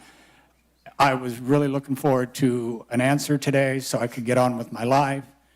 And this is, it's a lot of stress on me. I'm trying to retire, and this is my last project. And Excuse me. Well, folks. One thing that I'll just add Excuse me, is- Mr. Conger, I think that our intention is to have an up or down vote on this particular issue today. I'm not very clear as to what you're requesting as far as a continuation. I'm All I sorry, could do that- is that refer might- to Trevor, if you could help us out here, because I'm thinking that at the end of this meeting, this body will give you an up or down vote. Okay, I think we were just a little confused on this time with the discussion of meeting after this and all that, but, okay, so. Yeah, that's certainly a possibility if the vote here says that we're going to maybe seek that direction. But it's my understanding that we will, at the end of this meeting, have an up or down vote, which opens up the next phase. Yes. Okay, that makes sense. Thank you for clarifying. Commissioners, you certainly can, obviously, take a vote today. We haven't done it in a while, but there is a potential that we could continue the meeting for a couple of weeks if there are some clarifications or other issues that you want us to look into, depending on the complexity and the severity. We've talked about some of the language cleanups, some potential other conditions of approval. We might be able to accomplish that in a break, but if it's more complicated than that, we have in the past continued an item for a couple of weeks to make sure that we're dotting all the i's and crossing all the t's and bringing it back if there is an appetite for the board or the commission to do so. Okay, that let could me be an ask you option. this. If that's the direction that we choose to go, is that a motion and a vote? It would be a motion to continue the item to a date and time specific, and then we would want specific direction from your commission as to what we are trying to address in terms of, we've heard some things from all your commission regarding some of the specificity that need to be built in, but if there's any other very direct direction that you want to see in conditions or project descriptions or additional information, we would appreciate hearing that so we can bring you back a complete package. Thank you, Brian. That being said, I think that we should continue with our questions for staff and the applicant and get to a resolve. Any more? I don't have any Commissioner Duncan? questions. I just had a list of concerns that needed to be cleaned up in the conditions so that people understand what is and what isn't.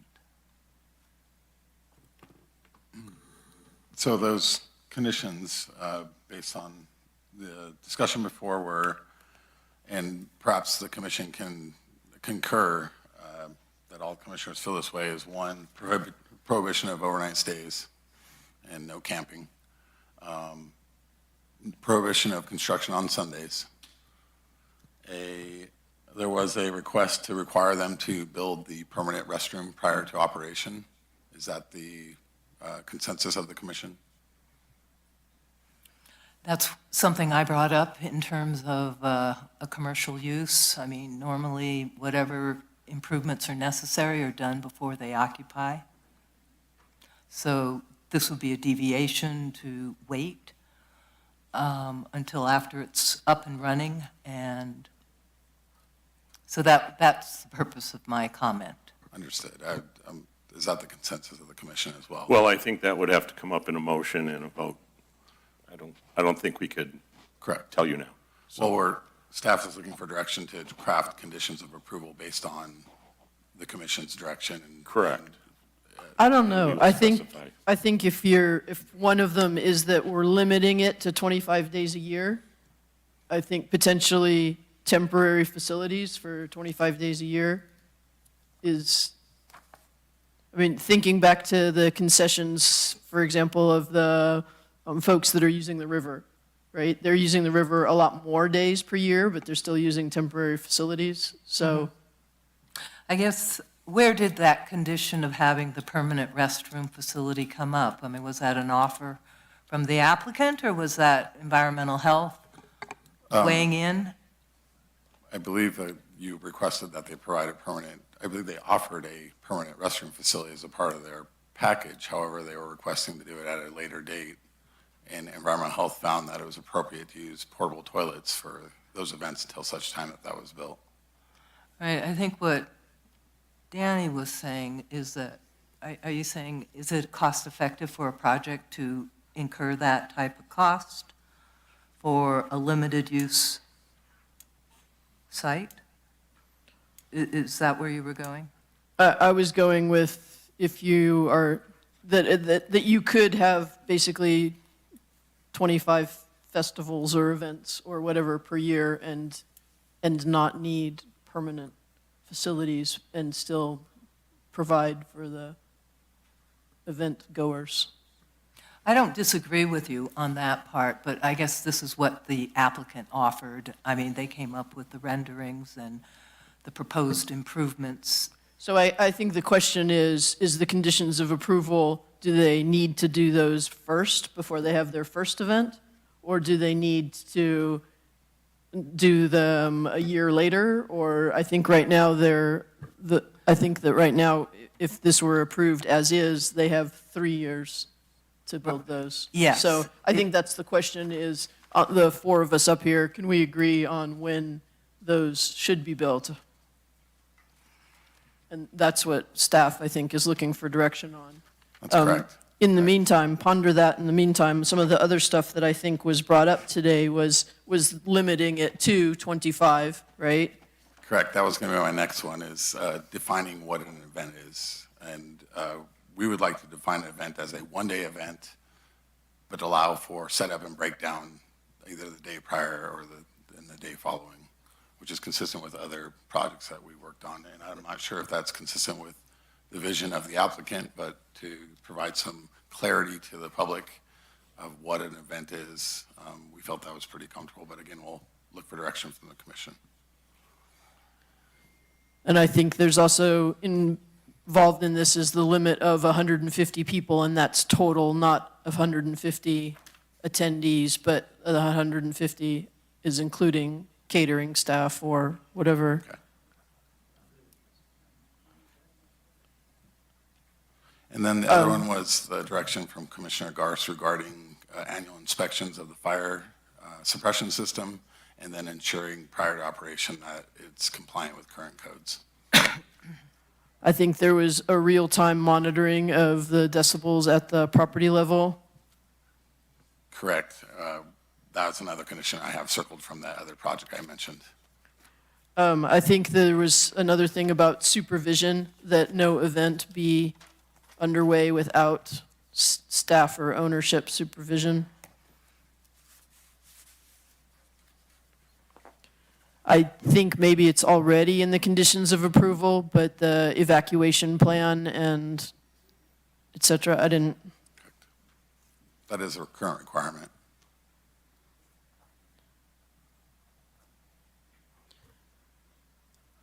don't know if there's anything in there that has to be, it sounds like it's definitely in the weeds, but, so I know somebody was concerned about making sure that everybody leaves and locks up, that then falls to the supervision of that, of when people leave, what gets locked up, what kind of usage happens at that site, or security, that it's not used when there's not an event, right?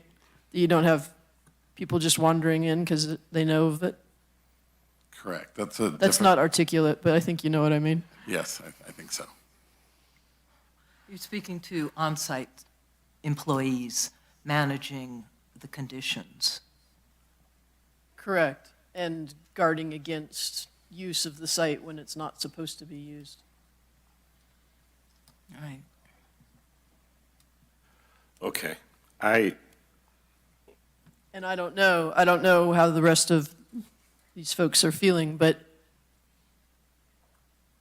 if you put all of those things into it, I don't know if that's something that we vote on up, down now, or that needs to be. Yeah, I think some of those, I still think that there's some vagueness here, so I have some questions for the applicant, and, maybe I could shed some light on some of this.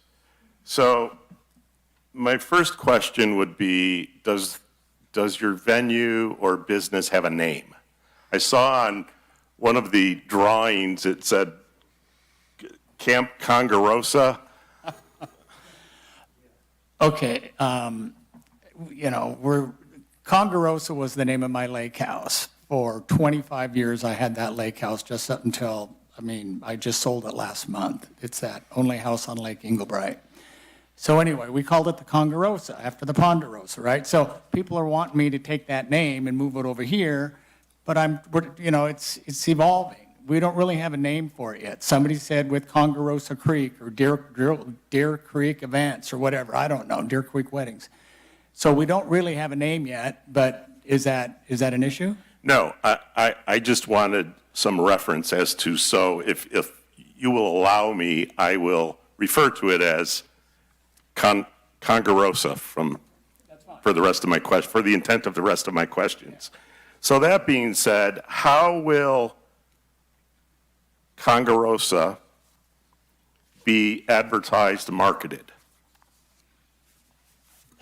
Where are you going to find your customer base? Well, I'm not sure about if I should use the Wildwood Journal yet, but anyway. He's very well known and a business owner in Nevada County, so I'm sure it's not going to start off as 25 events a year. It's probably going to build on that as people hear about it, have good experiences. You have word of mouth, and you should use this event center. I don't think it's going to be maxed out right away. It is a small town, so word spreads. So few good events, and I'm sure he'll have plenty of people knocking on his door. Okay, so that being said, does Congarosa have an office, a phone number, a booking agent? Where will a potential renter contact you about their desires? As of right now, they'll contact. Okay, they're sitting right over there. These people are going to represent the, I'm not going to field the calls. These people are Darcy and Jess are going to represent the Congarosa, and they'll field the calls, and we're also going to invite a lot of planners, wedding planners, into the area so they can see it. We'll promote it that way, local planners, and they will field the calls from them, and they'll do the scheduling. I'm in the background. I'm the maestro, just kind of looking at the whole thing. But they're on the ground. They're going to be running it, and then I'll be managing the entire event. That's how I see it. Gotcha. Some of the questions, I too I've driven up to the property. I've made note of the fact that I'm a little bit uncomfortable with the number of parking spots. I'm a little bit uncomfortable with the roads up there and the conditions. It goes from it's basically a one-lane road. I'm a little bit uncomfortable with the fact that, although you've revised some of it at this particular time, that we heard a lot about, well, we would do that for large events, 100 or more.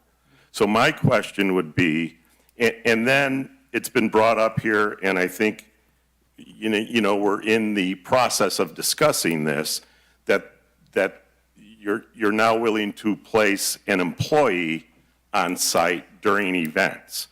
So my question is, if, somebody wants to have a post-senior prom party out there with 35 people, how are we handling this? And then I guess the other thing is, unlike renting a banquet hall where there's a bar, there's servers, there's catering on site, this is totally different. So what are the conditions of the ABC permits when there's alcohol there? The renters just bring in their own alcohol, and so are they applying for an ABC event permit to bring in alcohol? I don't understand how this works. I've held many events, chamber events in Penn Valley, and alcohol was an issue. I don't care where you had it, whether it was at Western Gateway Park or on Gladys Martinez's ranch. Permitting of alcohol for sale is through the Alcohol and Beverage Control Board. The use of alcohol for special events is not a land use issue, and it's not covered by our zoning regulations. So they would go through the proper channels through the state. So, okay, so if it's a private party and you've rented the facility, the property to a private party to hold an event there, and they're serving alcohol, then we have the potential for underage drinking. We have a lot of issues that can be not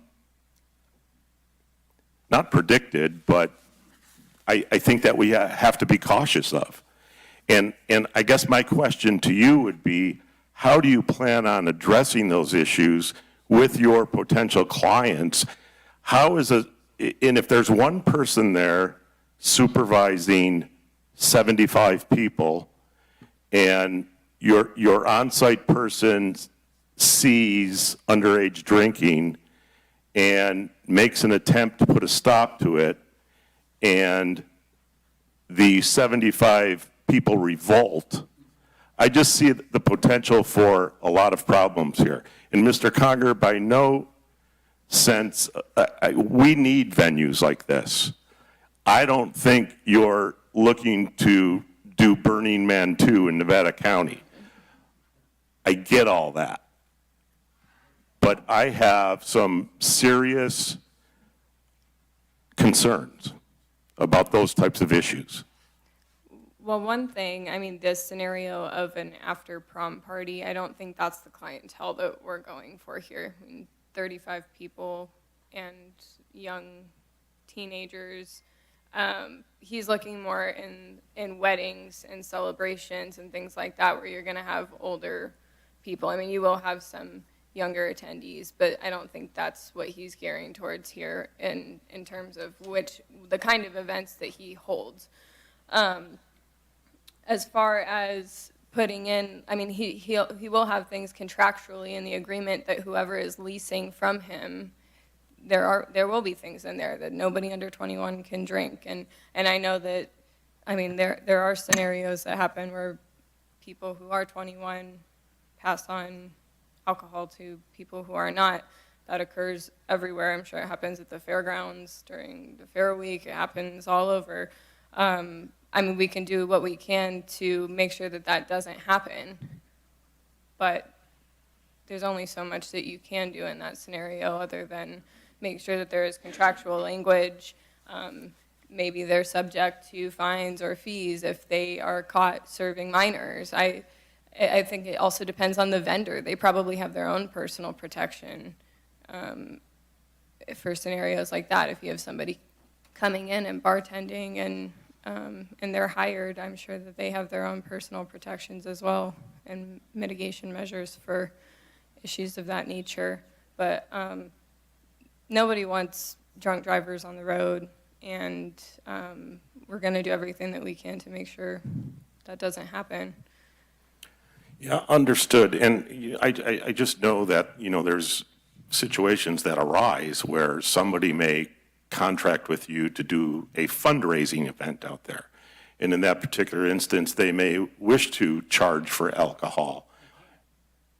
So those are the assurances that I think, not just for myself, but for the community, need those types of things. And so if it's if we're predicating all of the answers to those concerns on your contract, then maybe that's something that, I don't know, either we or staff needs to review, even as far as limiting what types of events there. I mean, weddings are one thing, 50th anniversary celebrations are another thing. I understand all that, but I guess my point is I do have serious concerns about how you're renting your piece of property out and controlling that with one person. A contract is a contract, I understand that, but breaking a contract's pretty easy. When they tell you we're going to have 50 people there and then 175 show up. It's a valid concern, but also if I'm the person that's signing a contract, I would make sure that I'm following the rules, because you get slapped with fines, fees, everything. We were talking about parking, no parking, 1,000% no parking on Mooney Flat, Country Heights. It's unsafe, it's not acceptable. You will be towed, you will be fined. That's going to be in the contract as well. Whoever is signing that contract is responsible for the attendees, for following the rules of that. John will be at the property, or a representative who is overseeing the event to make sure that these are adhered to. I don't know what more could be done. Are you implying like multiple people implementing these things or overseeing these things as opposed to one? My concern is that there's one. The fact of the matter is with the way those roads are there, it only takes one person parking one car on the side of Mooney Flat or anywhere there to kind of throw a wrench in the gears of everything. And if your one person is on site watching the stage or monitoring the PA system, and inevitably there's always one that I'm not going in the parking lot, I'm going to park here because I'm going to get an early out. How is he going to cover all that ground? How is one person going to cover all that ground? And what enforcement, I could have it towed, but, that's still a 2-hour process, once the car is there. I guess what I'm saying is this just doesn't appear to me to be a good fit.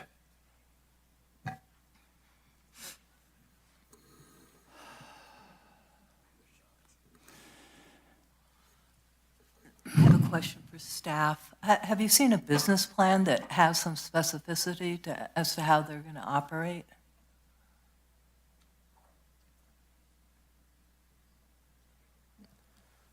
Thank you, Commissioner Duncan. For this specific project, we have not, other than the project description that was provided by Millennium Planning and Engineering that identifies what type of events will be allowed at the project site for how many times per year. So that was about the extent of the operation plan that we've seen, and then that was all incorporated into the project description, and it was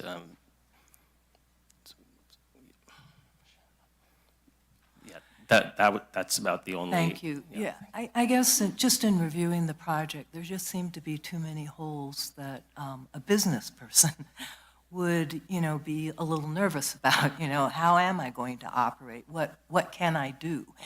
And I didn't see that, enough direction here. And maybe that's my interpretation, but in reviewing it, I just was not feeling confident that this was a well-thought-through and laid-out plan in terms of what the public could expect, what we're actually voting on, and what the outcome would be.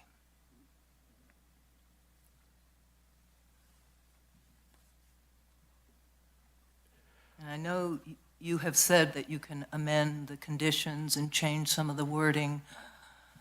My concern is that this is, in the last minute, and I fully appreciate that the applicant says, I don't want to string this out. I want to know, what are you going to do? But I don't think I can't consciously vote on something if I don't know what I'm voting on. I don't think it's right. I think that's a more plain English definition of what I was saying. That being said, I think that we can either choose to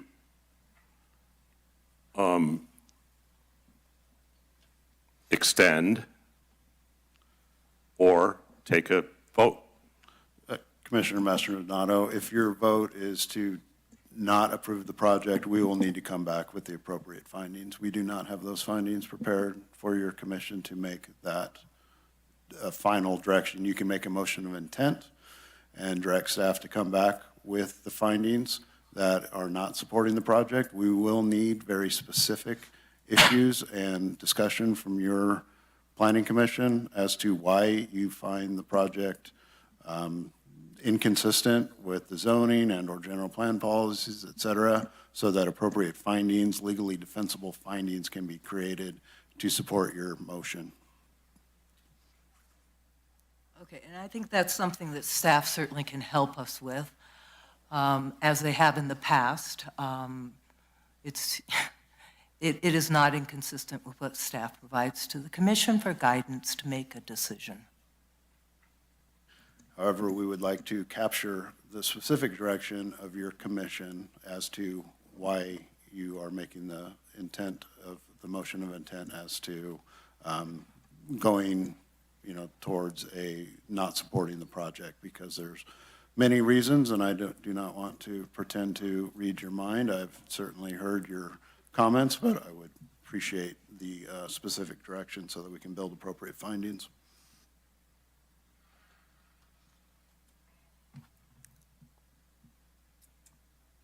Okay, I think that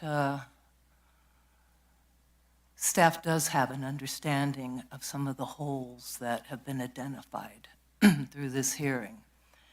And the specific findings of why it would or would not be. I mean, certainly staff put forward recommendations that it be approved and did not give the commission any consideration on an alternate decision. And I think that may have been trying to read the mind of what the commission was going to do based on the report that was put in front of us. Well, But our it doesn't standard always process turn is out to that way. Bring a recommendation to your board or your commission, and that's what we've done. And if you feel differently, then we would appreciate that direction to come back to support the commission's direction and findings on this project or any other project. So, Mike, I guess this is when the commission decides how we want to go forward. Staff is throwing it back up here that you've heard the suggestions as to how we could act. And my inclination is to vote no on the project right now based on the information that was put in front of me without any modifications coming from staff.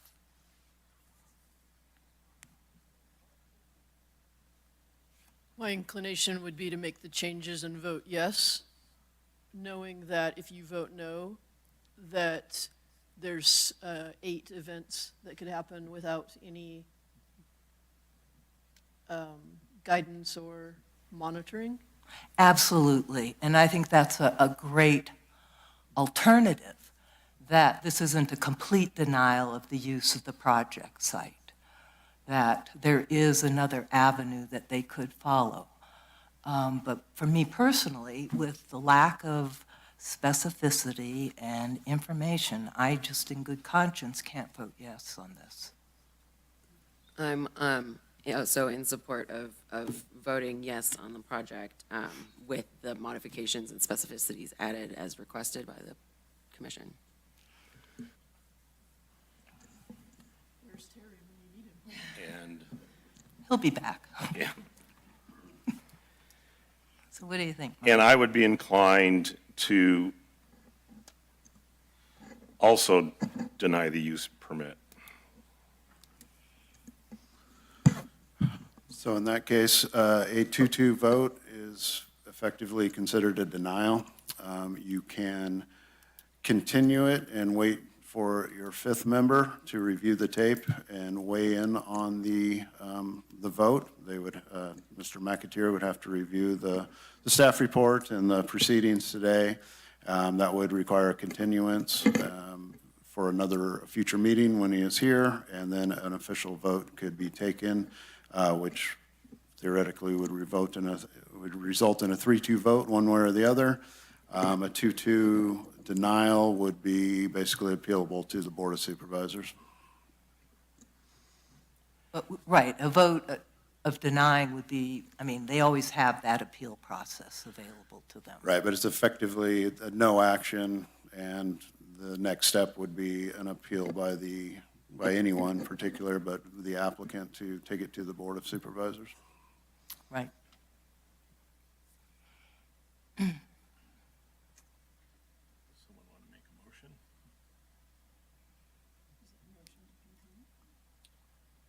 That's the decision. I would be inclined to accept a motion of continuance. I make a motion to continue this until we have a full commission. In whatever the parameters are in that. Brian? Just for clarification, would that be continuance would allow staff to make these changes to the conditions as directed? That would be my understanding. If that's included in the motion to continue in order to allow the 5th member, as well as to at least put into writing and on paper the issues that we've heard today in terms of modifications and adding more specificity, we can certainly do that when it comes back for your commission's consideration. And just for clarification, will the applicant be able to amend, add, subtract, make concessions in the process? Are we allowing him to work with you guys on, on addressing some of these issues? Correct. Chair Mastradato, we can certainly, the project description might be amended. There might be additional precautions that are built in based on what the applicants heard today. That is one of the reasons for a continuance, so we can work through some of these issues with the applicant to see if there's other ways to address the concerns we've heard today. Mr. Conger, I don't think we're helping your stress level any. I'll second that.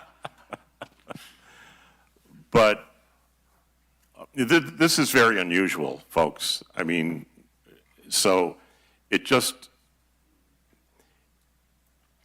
allows us the opportunity to get some more answers, I think, and get to a point where, with 5 members up here,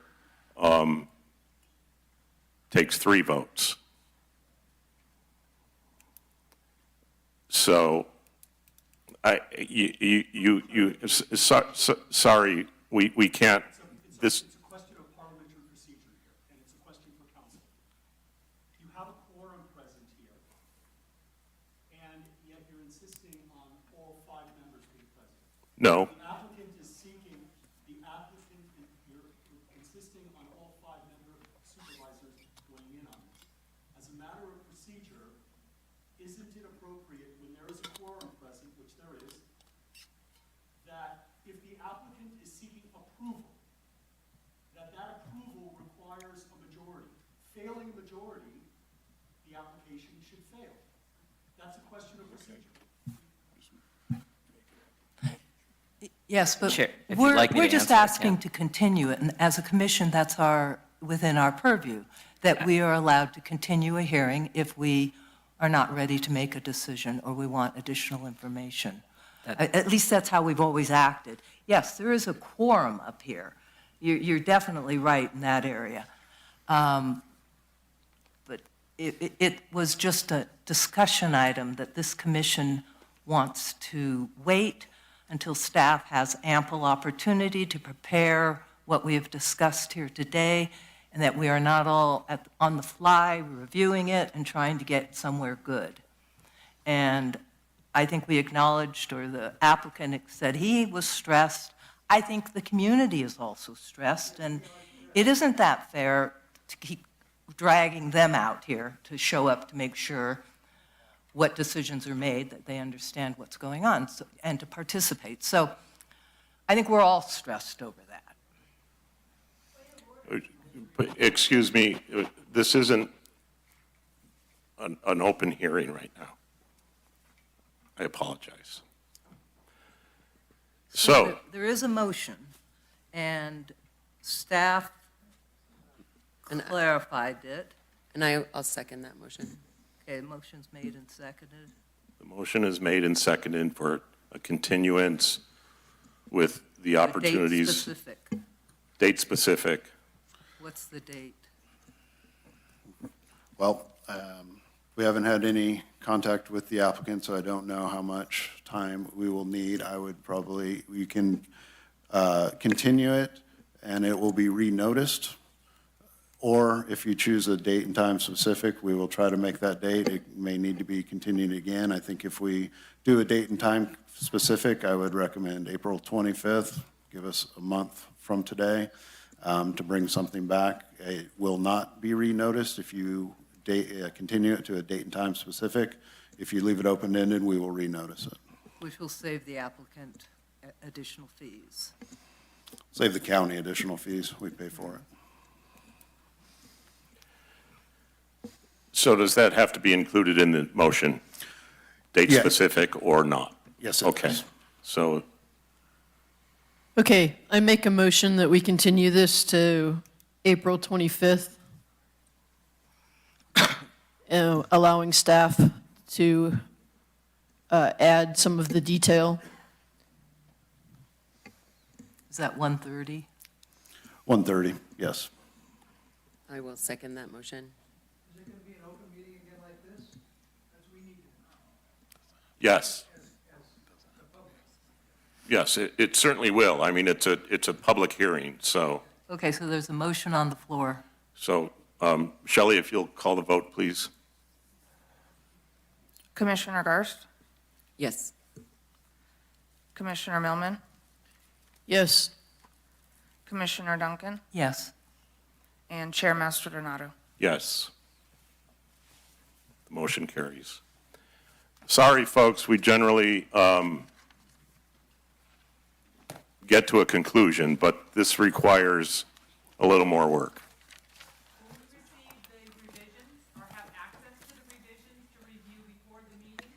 It'll all be available online. Can I ask a question, please? The young man over there said, if you say no, it has to be defensible, your no. I would want to offer that your yes will also have to be defensible. Mm-hmm. Better choice of words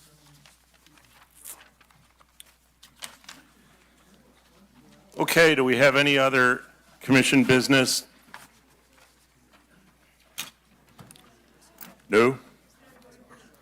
We have a meeting on the 11th, with Wildwood and what else? 2 Wildwood projects. 2 Wildwoods? Yeah, the maintenance building as well as the dredging of the lake for maintenance. And the maintenance, the new maintenance facility at the same time? Or Yep. 2 different Bang the items? gavel and tell them to be quiet. Excuse me. Folks, please, we haven't adjourned the meeting yet. You're free to leave. You're free to leave, but we need to hear each other. Right, so that is our next meeting, April 11th. We have the 2 items. It will start at 1:30. And now we have a meeting on the 25th as well that we'll be preparing for. Beyond that, we don't have any other upcoming meetings that we're aware of. Okay. Motion to adjourn? Oh, I can't wait to hear this. Motion to adjourn.